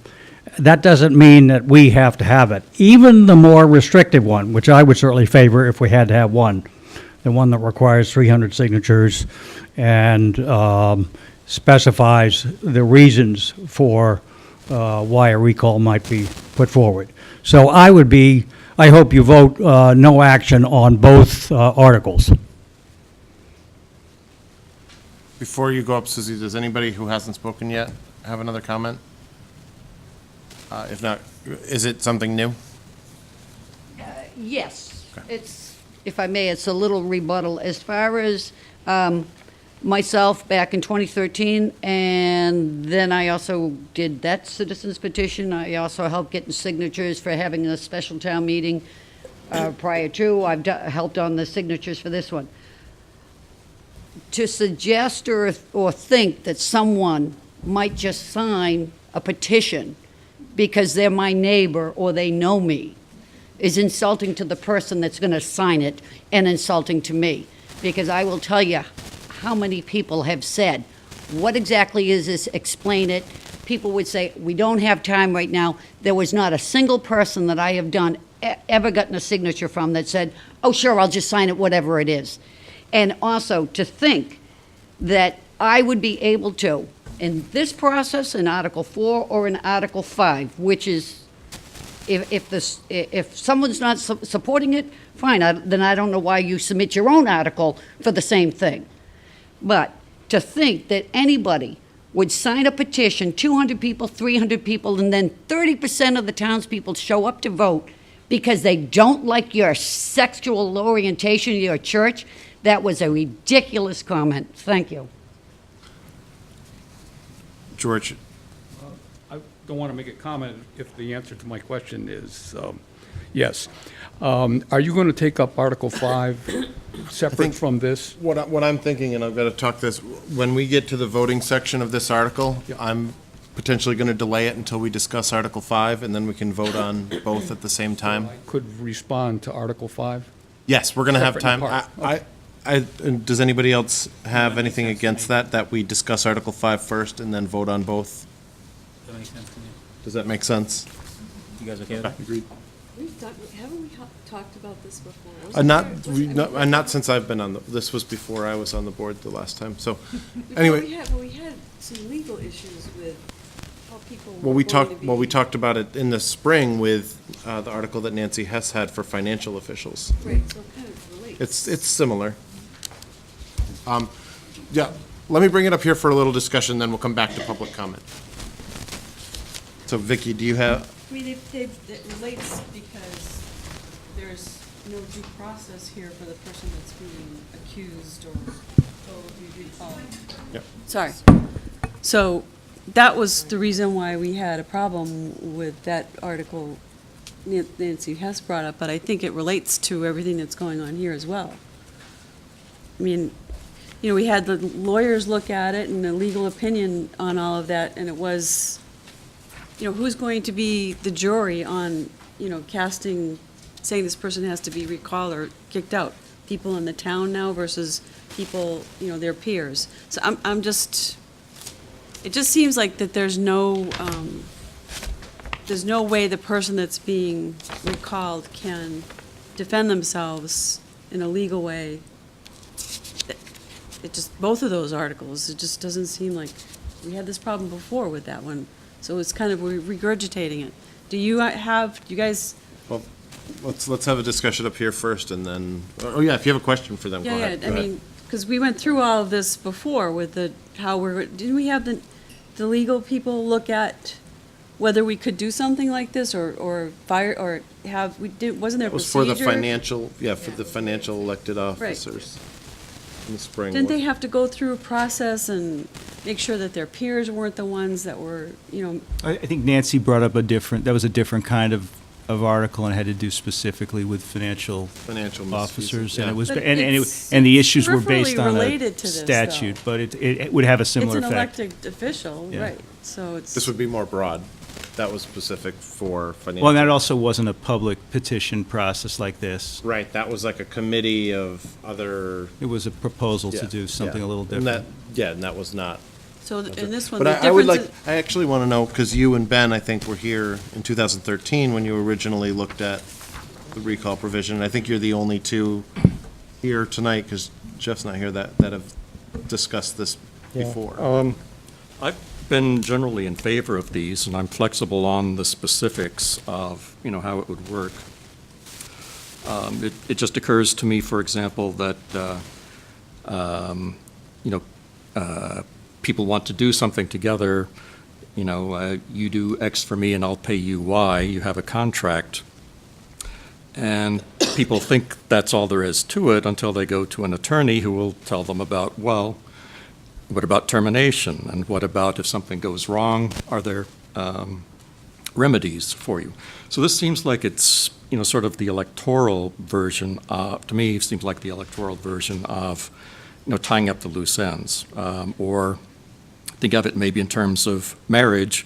Lots of marriages get started on all kinds of promises, but if something goes wrong, if you don't have provisions in place, it gets really, really messy to try to undo. It can be very messy to undo things. So I've been favorably disposed to this general concept because it just seems like a good symmetry, a way to tie things up, to be able to take care of things. We still have the case that if we do not have any recall provision, I believe that, you know, somebody could be indicted or convicted of some level of crime, and even if they were in jail, still occupy the office. So, that kind of It'd be difficult for them to comply with remote participation from jail, though. They're elected. They don't have to show up. Mayor Curley. Good example. Any other I think comments? if I recall, If you and Ben could share the microphone, sorry. We were looking at this and wanted more identifiable situations versus a broad-based everything. So I remember looking at this and saying, this was we needed something more definite. You know, what would be the conditions, what would it, so, but we did just, I don't think we went through anything and. It was no action on when you looked at it in 2013. I think there were just too many questions in everybody's mind. My opinion, I don't like either of these articles. I do think, kind of in line with what Mike was saying, that the elected officials in town, whether paid or volunteer positions, have a lot on their plate, and to have the specter of someone doesn't like something you did, said, or are at one given time on one given day, to be faced with a court with very little redress, as Vicky mentioned.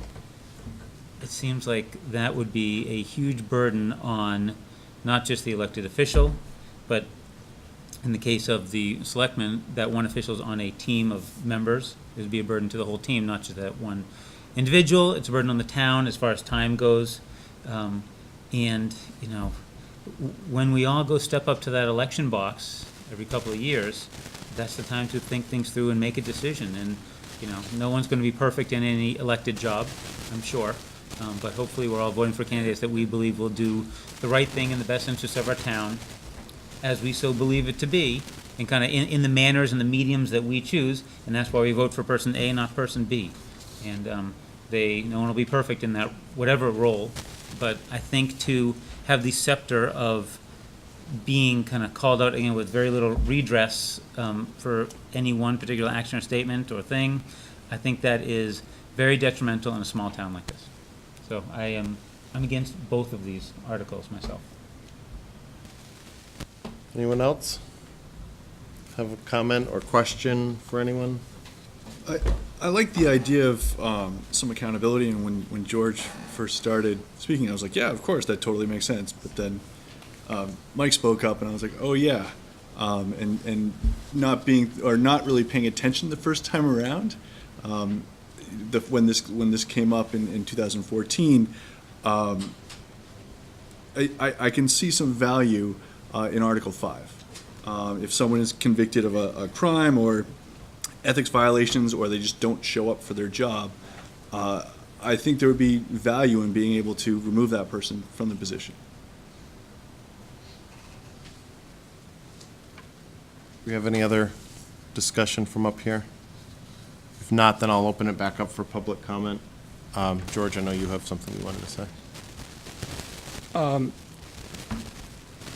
The whole premise of this proposal, the ruling on the proposal in the Hadley case, was that the currency that holds someone, who puts someone in the office, is the vote.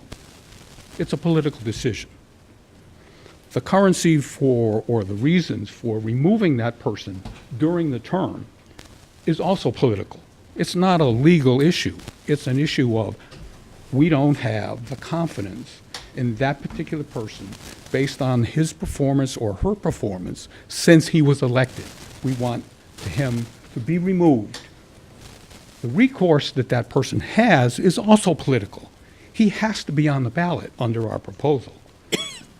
So the choice at the time of the recall is recall the person or not recall the person and leave him in office. That's the form in which that decision can be argued out in an election campaign. It's the same process that got the person into the office. Now, I've listened to that we need something. I like that. But look at what the Article 5, I have to go to Article 5 because That's fine. I think, yeah, okay. I think they're so similar that we really need to have a discussion of both at the same time. Okay.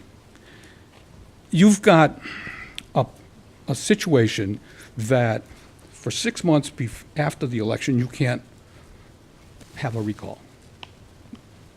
Okay? And then you've got the part at the end where you can't have a recall within so many months of the re-election. Okay?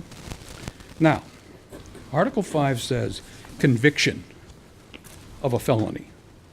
Well, just actually 1 second. If we're going to get into Article 5, I should probably let. Oh, you don't want me to talk about that? Well, before you do that, in the public comment, let a present, you're the selectmen put Article 5 on the warrant, correct? Is that, At you the have a request of one of presentation? our, at the request of one of our selectmen, we put it Paul, on. do you have a presentation for Article 5, or before I have public comment on it, I should allow the proponent of the Yes, article absolutely. to speak? What, all right, what I was going to do, Sorry, George. with regard to Article 5 was to show the differences between Article 5 and Article 4. And if I can find them, I just had them out, but I don't know where I put them.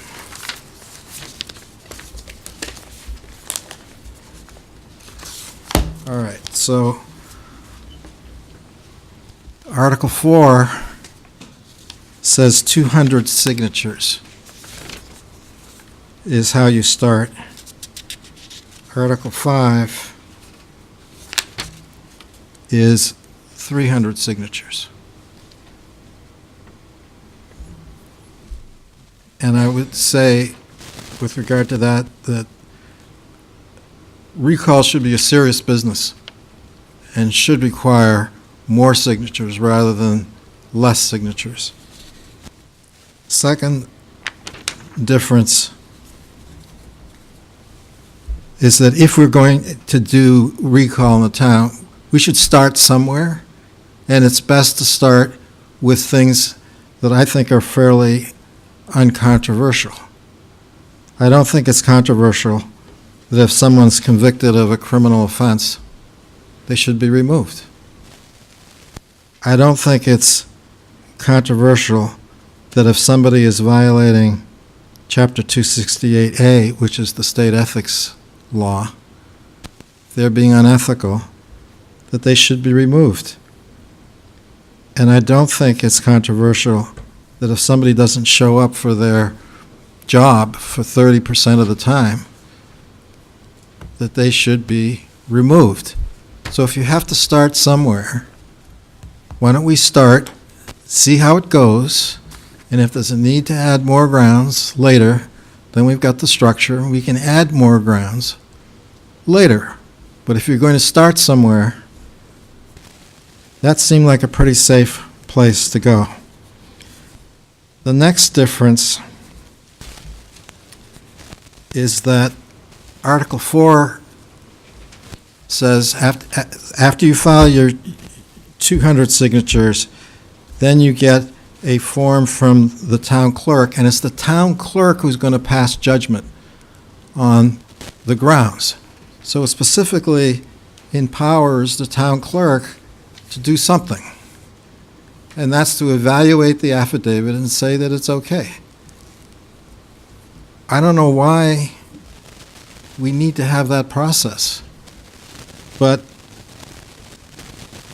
it is what it is. But our Article 5 deals with the question of what if the recall is against the town clerk? Are you going to have the town clerk sitting in judgment on the town clerk? So it has provisions in here as to what happens if the recall is against the town clerk. Then the next difference is that Article 4 says if you get by the 200 signatures and the town clerk says it's okay to go forward, then you need 10% of the registered voters. Well, what is that in Sherburne? That's roughly 300 voters, because there's roughly 3,000 registered voters. I'm just giving round numbers. And 10% of that is 300.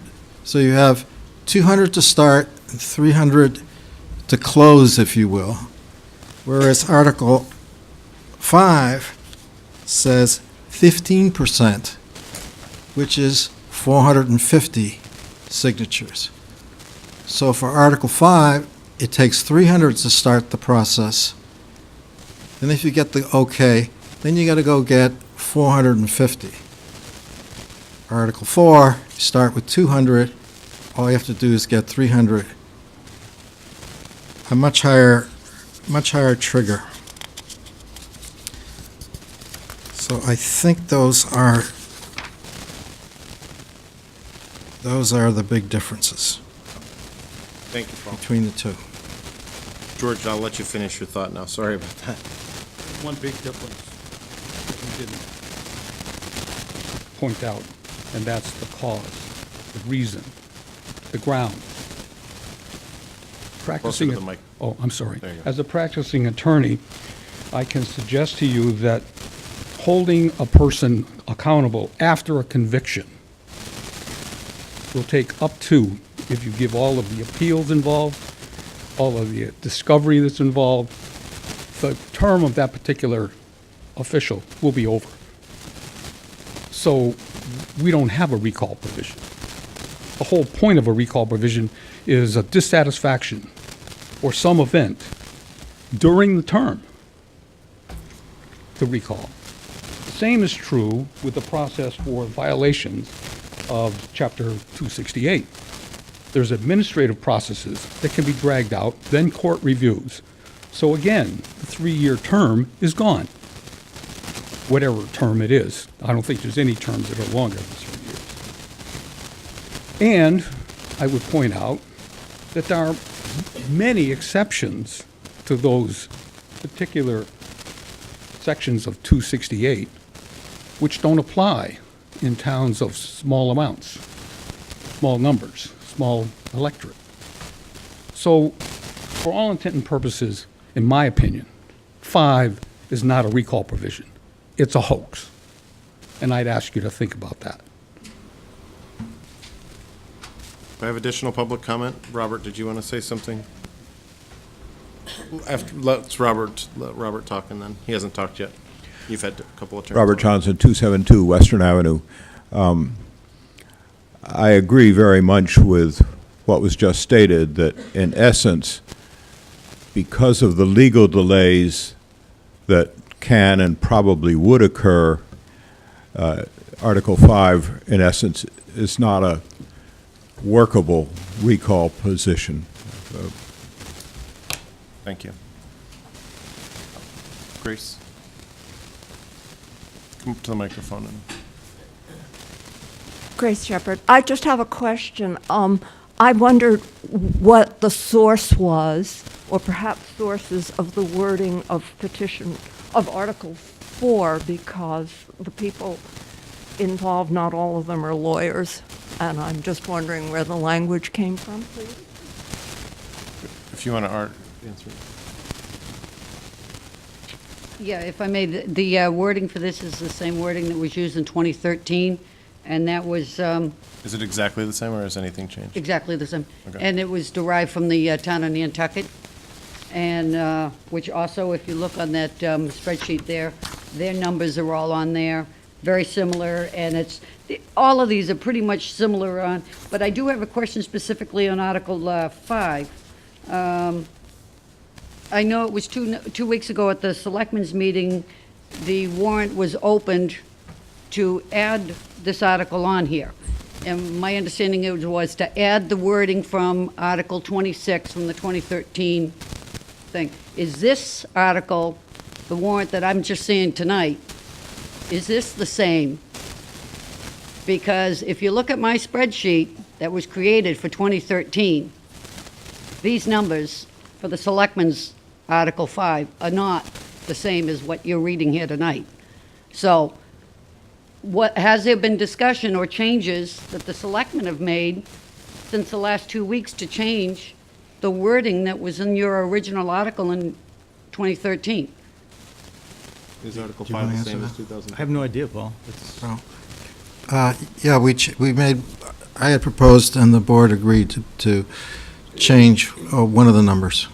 Otherwise, it's At the what same. meeting was that? Because there's been one meeting where you opened the warrant to add in Article 26 from the 2013 meeting, and now I'm seeing that, yes, there has been a change in your numbers, which is different from Article 26. So I'm just curious as to how that came to be. I think, We I had- don't think this is productive for tonight. I think it's a matter of, we're looking at 2 articles, and these are the articles that we're considering. Correct, but Okay. what this... 'Cause what happened in But 2013. the writing on here is Okay. not what the Selectmen opened the warrant to add.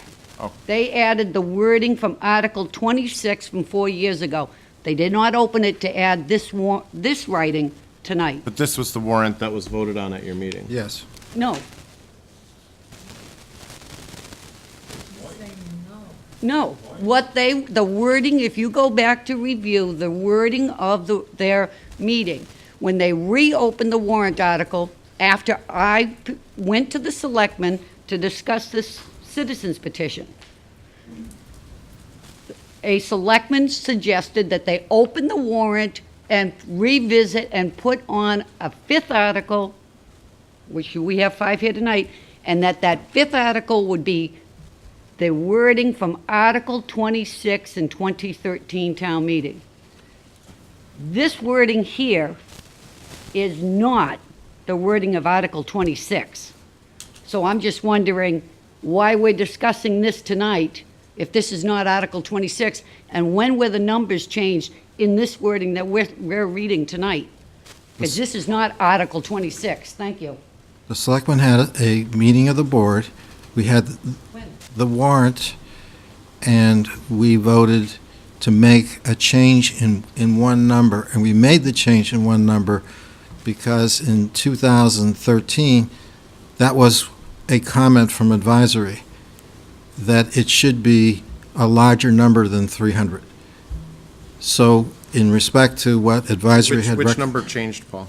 The petition of signers, right? It's went from... 15% or the 30? Went from 10% to 15%, and it was voted unanimously by the board at that time to make that one change to correspond to what the 2013 advisory committee's report was. I don't want to respond to that. I wanted to respond to something else. I want to respond to the question as to where the language for Article 4 came from. Okay. We've heard that one selectman has asked if 25 people jumped off a bridge, would you jump off a bridge as well? And obviously that answer is no, unless you wanted to commit suicide. But what? The number of towns that have this particular language have that language because I believe, the Joint Committee for Cities and Towns and Municipalities, the Senate and the House of Representatives, have passed this particular language over and over and over again in all of the communities that we have found. Some, as I said, some 200 of the communities have this, as it was characterized, broad, nondescript standard for grounds. It's a political issue. It's not a legal issue. And I think that when it becomes a legal issue, then we have a whole different standard, but it's not a legal issue. If you have additional comments, come up to the microphone, please. Just address two concerns that the committee brought up. One is, I think you said that the normal election process is appropriate enough. And I would argue that 3 years is a long time to live with someone who's unethical, ineffective, and this here is essentially the reverse means to address that. Second thing, maybe George did touch on it there a little bit, you're worried about the legal, if this is a legal bylaw, and if the Attorney General approved similar language in 194 other communities, I have to think it reasonably stands up to the straight face test if it's legal. Carol? Carol Marple, Stony Brook Road. I just would speak to one point that Paul made.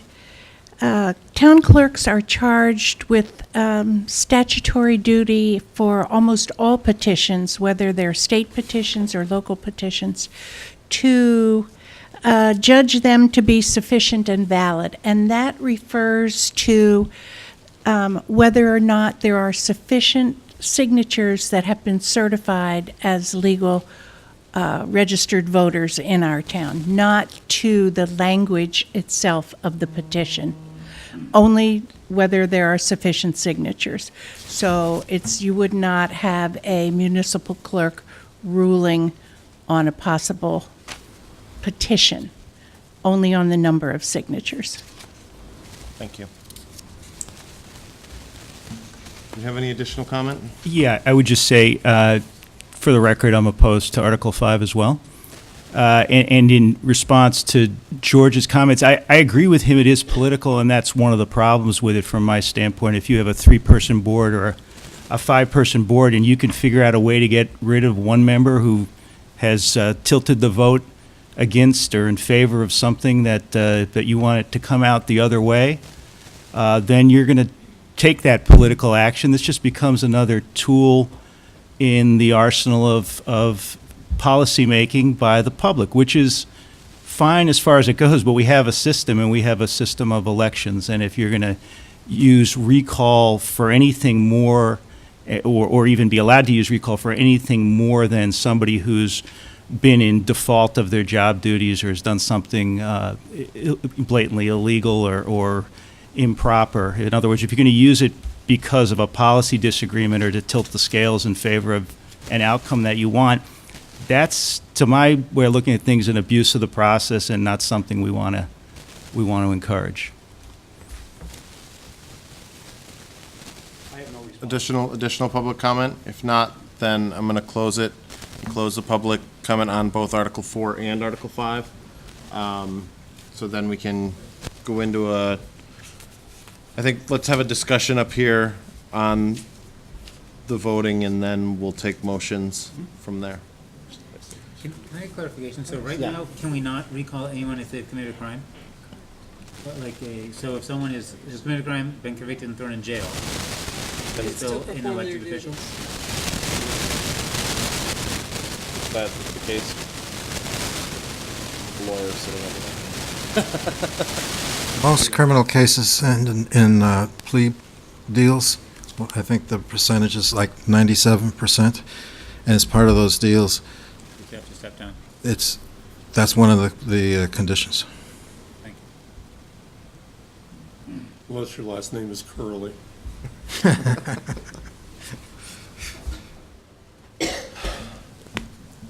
think this is a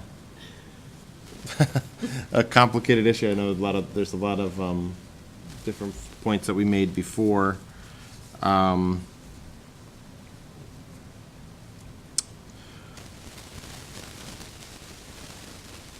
think it's too open-ended. I just think that there's... Article 4 you're talking about. In Article 5, if somebody's doing something that wrong and there's a legal way to get them off of a board, then we can do it. And, if there are other people that are part of that committee that can self-regulate or watch each other, and there's something in the 3-year period that's being done that, that person needs to get out, there might be a way legally to get that person off of that committee, but I really don't like either one of these as well. I'm just not comfortable with. Just see them, they're too one-sided. Anybody else who hasn't spoken? Any thoughts? It just allows such a small group of people, 200 voters, to take action. It's such a small pool to be able to. That's just to start it, not Right. to actually vote the Right. recall. But to start the whole process. And then to Mike, I think it was Mike who said earlier, you could be doing it every 6 months. That was Paul's, okay. I'll even add to that, the amount of voter apathy, right, in the Boston town election the other day, I think I heard 12% turnout, right? And so if there are recall efforts going on, it's tough enough, I feel, to get people showing up to vote in any election, whether massive and national or localized. And it does seem as though on a, relatively speaking, I know each issue is very important to individuals, but on a grand case, what could be considered a relatively small issue, you could end up with very few people in town voting on the matter and getting themselves into a majority of, I guess, I don't have a great conclusion to my point, but I remain against both of those articles. Just one thing, I do think that the citizens' petition does say that a 30% voter turnout would be required. Oh, okay. So there's that, and then I think Ben is about to say something, but I just kind of want to hear him say more, because you had said that you're generally favorably disposed to this sort of thing, and I guess you were on advisory the last time around, so I just kind of I would like to hear you expound a little bit more on your feelings and what the discussion was like the last time that this was brought up. Well, I can't really add any more. I was just describing my view on it. I really don't think you can judge things by saying, well, it's a slippery slope, so let's figure out what will happen at the bottom of the valley. Most slippery slopes aren't that slippery.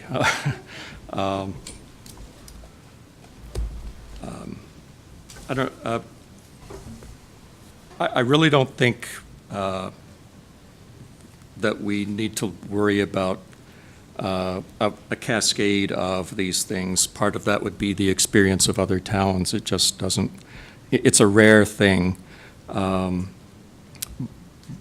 I think if that many people are exercised about something, that maybe it does deserve some sort of attention to bring it back before the voters. And if people don't show up, it fails. And everybody who went around and got petitions will have wasted their time. And they'll know that. And so I really think it'll be kind of self-regulating, that, we don't have to worry about chaos and anarchy and so forth. But I do worry about, maybe I'm overstating it, but when we elect someone, all we're saying is that we're putting their name on the website and paying them a salary. If they don't do their job, don't do it adequately, we have no recourse. So I'd like either of these in order to have some sort of remedy, as I used the word earlier. Do you have a preference as to which article? Probably 4, but I'm going to vote yes on both.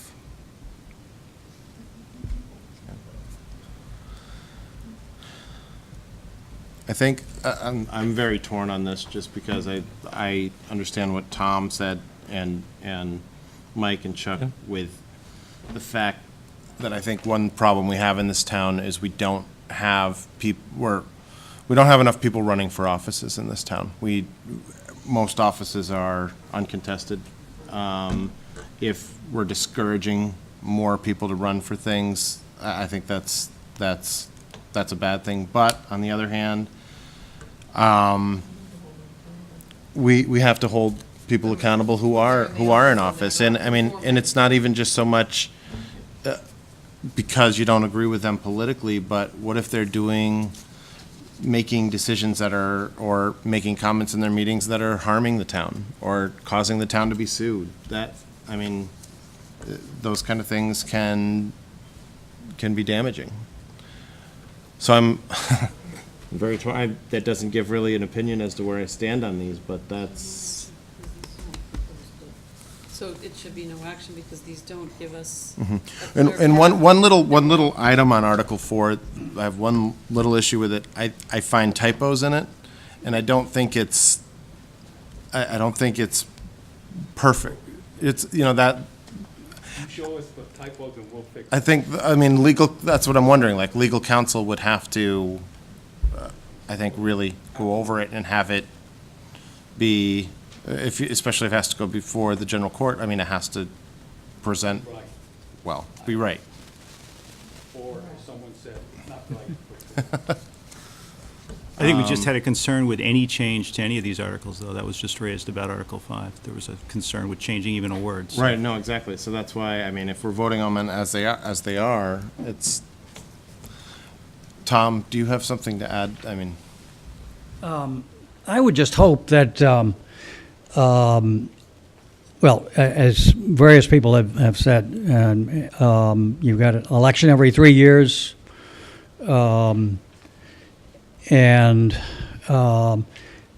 I'm wondering whether, in the absence of any kind of recall provision, that we could look to the informal process. In other words, if somebody is misbehaving, if there's been an ethical question, do you bring some informal pressure from other members of the board or from members of the public?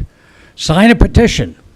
Let's not get into this formality of a recall. We're just not the right town for that sort of thing, in my opinion. I think there are other ways to get to the result that we may want to achieve in the event of a bad behavior of an elected official. So please think twice about voting positively. Any other discussion from up here? If not, we can take motions on the articles separately, and you can either make a motion to take no action or to recommend favorable action. I move favorable action on Article 4. I second. Okay, let's open it up for discussion. I just want to, go ahead. How does the policy work if I were, so now that there's a motion to take favorable action, until that's voted on, I could not make a motion counter to that, correct? Gotta ask Well, you can somebody vote no. procedurally. Or you can modify it. Yeah, you don't have to vote. You can vote against it, and then we Right. can make then you can make a second motion for no action. Only if that doesn't pass. Right, is Understood. that correct, Mary? I'm gonna ask you as this experience from up here. Carol, is that? Yes, okay. So if we vote that down, then we could make a motion for no action. Okay, thank you. So I just think there's a lot of unknowns in these, and I'm kind of on Vicky's page and Steve's page, where I think at this point, I would lean towards no action on either article. I mean, I guess I feel like I am of the same mind as Ben. I think, when I look at this, what it looks like to me is essentially accountability. I'm not sure that I buy the argument that we're a small town and we just handle our own stuff. I mean, there's a lot of towns in this list that are significantly smaller than Sherburne, and I moved here. How many people in this room know who I am, right?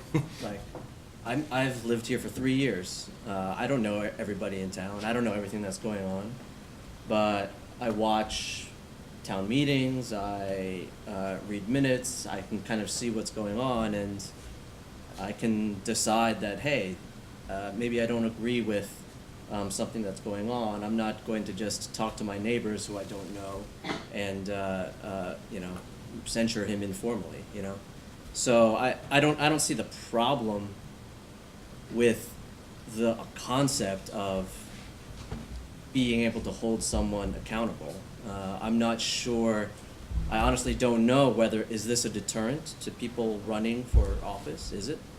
Like if people in this room are considering running for selectmen, board of health, town clerk, knowing that, oh, you know what, if I do something that 1,000 people in town don't want me to do, that maybe they can actually recall me. You know what, I'm just not even going to run. That doesn't seem like a real situation that would happen to me. And maybe I'm just being naive, but to me, so that's. I kind of feel like I want to hear more discussion, and that's kind of why I wanted to hear what Ben had to say, because I'm kind of like, I can see an argument for why this is a good thing, Well, you'll also hear plenty at the special town meeting. Right. I can guarantee that. Again, it's still going to be, it'll be discussed at town meeting. Just to add to what I said, I mean, I may take no action, but I also not completely against a well-written. I think if there was something in between these two articles that was not, one's wide open and one's very, one has very little, maybe I could support that, but that's where I stand. Do you have any thoughts, Peter? I haven't heard from you. No, I've been sitting here sitting on the fence, being willing to be swayed by either side, and I know it's an honor and privilege to serve here, either in an appointed capacity or an elected capacity.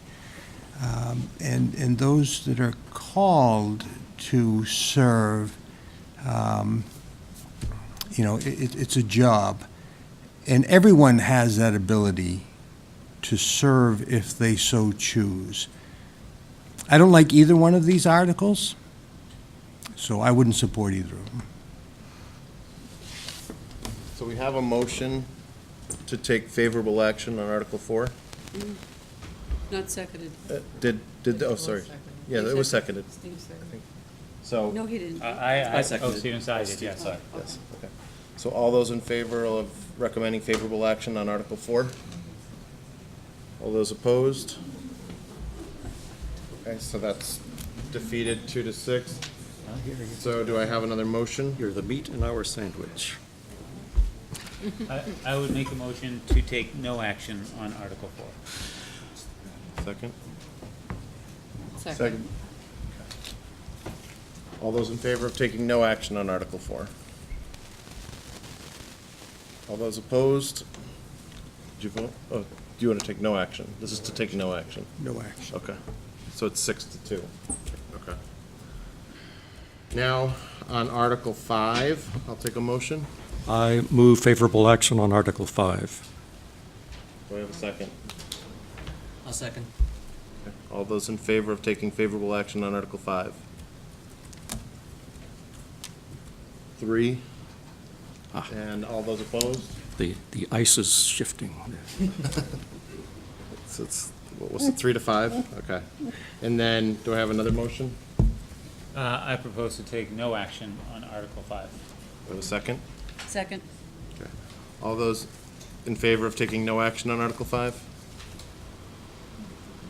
All those opposed? Okay, 5-3. Shocking. All right, so that does it. We'll write a report. I will email all of you, and we'll split this up between 5 articles. The only ones on Article 4 and 5 will have a split recommendation. So, thank you all. Should we Thank vote you, tonight? Board of Selectmen. Chuck said we should vote on these tonight. Do you want to vote on these tonight? Thank you for everyone who came out. Yeah, thank you all. I'll vote on the 16th. It's even Yeah, more okay. interesting when there's a lot more stuff in there. paperwork. Oh, yeah. All right, motion to adjourn? Yeah, motion to adjourn? I moved. Second. All in favor? We're adjourned. You don't want to, wait, you want to stay here? I don't want to go watch the Celtics game. Oh, you don't? That's fine.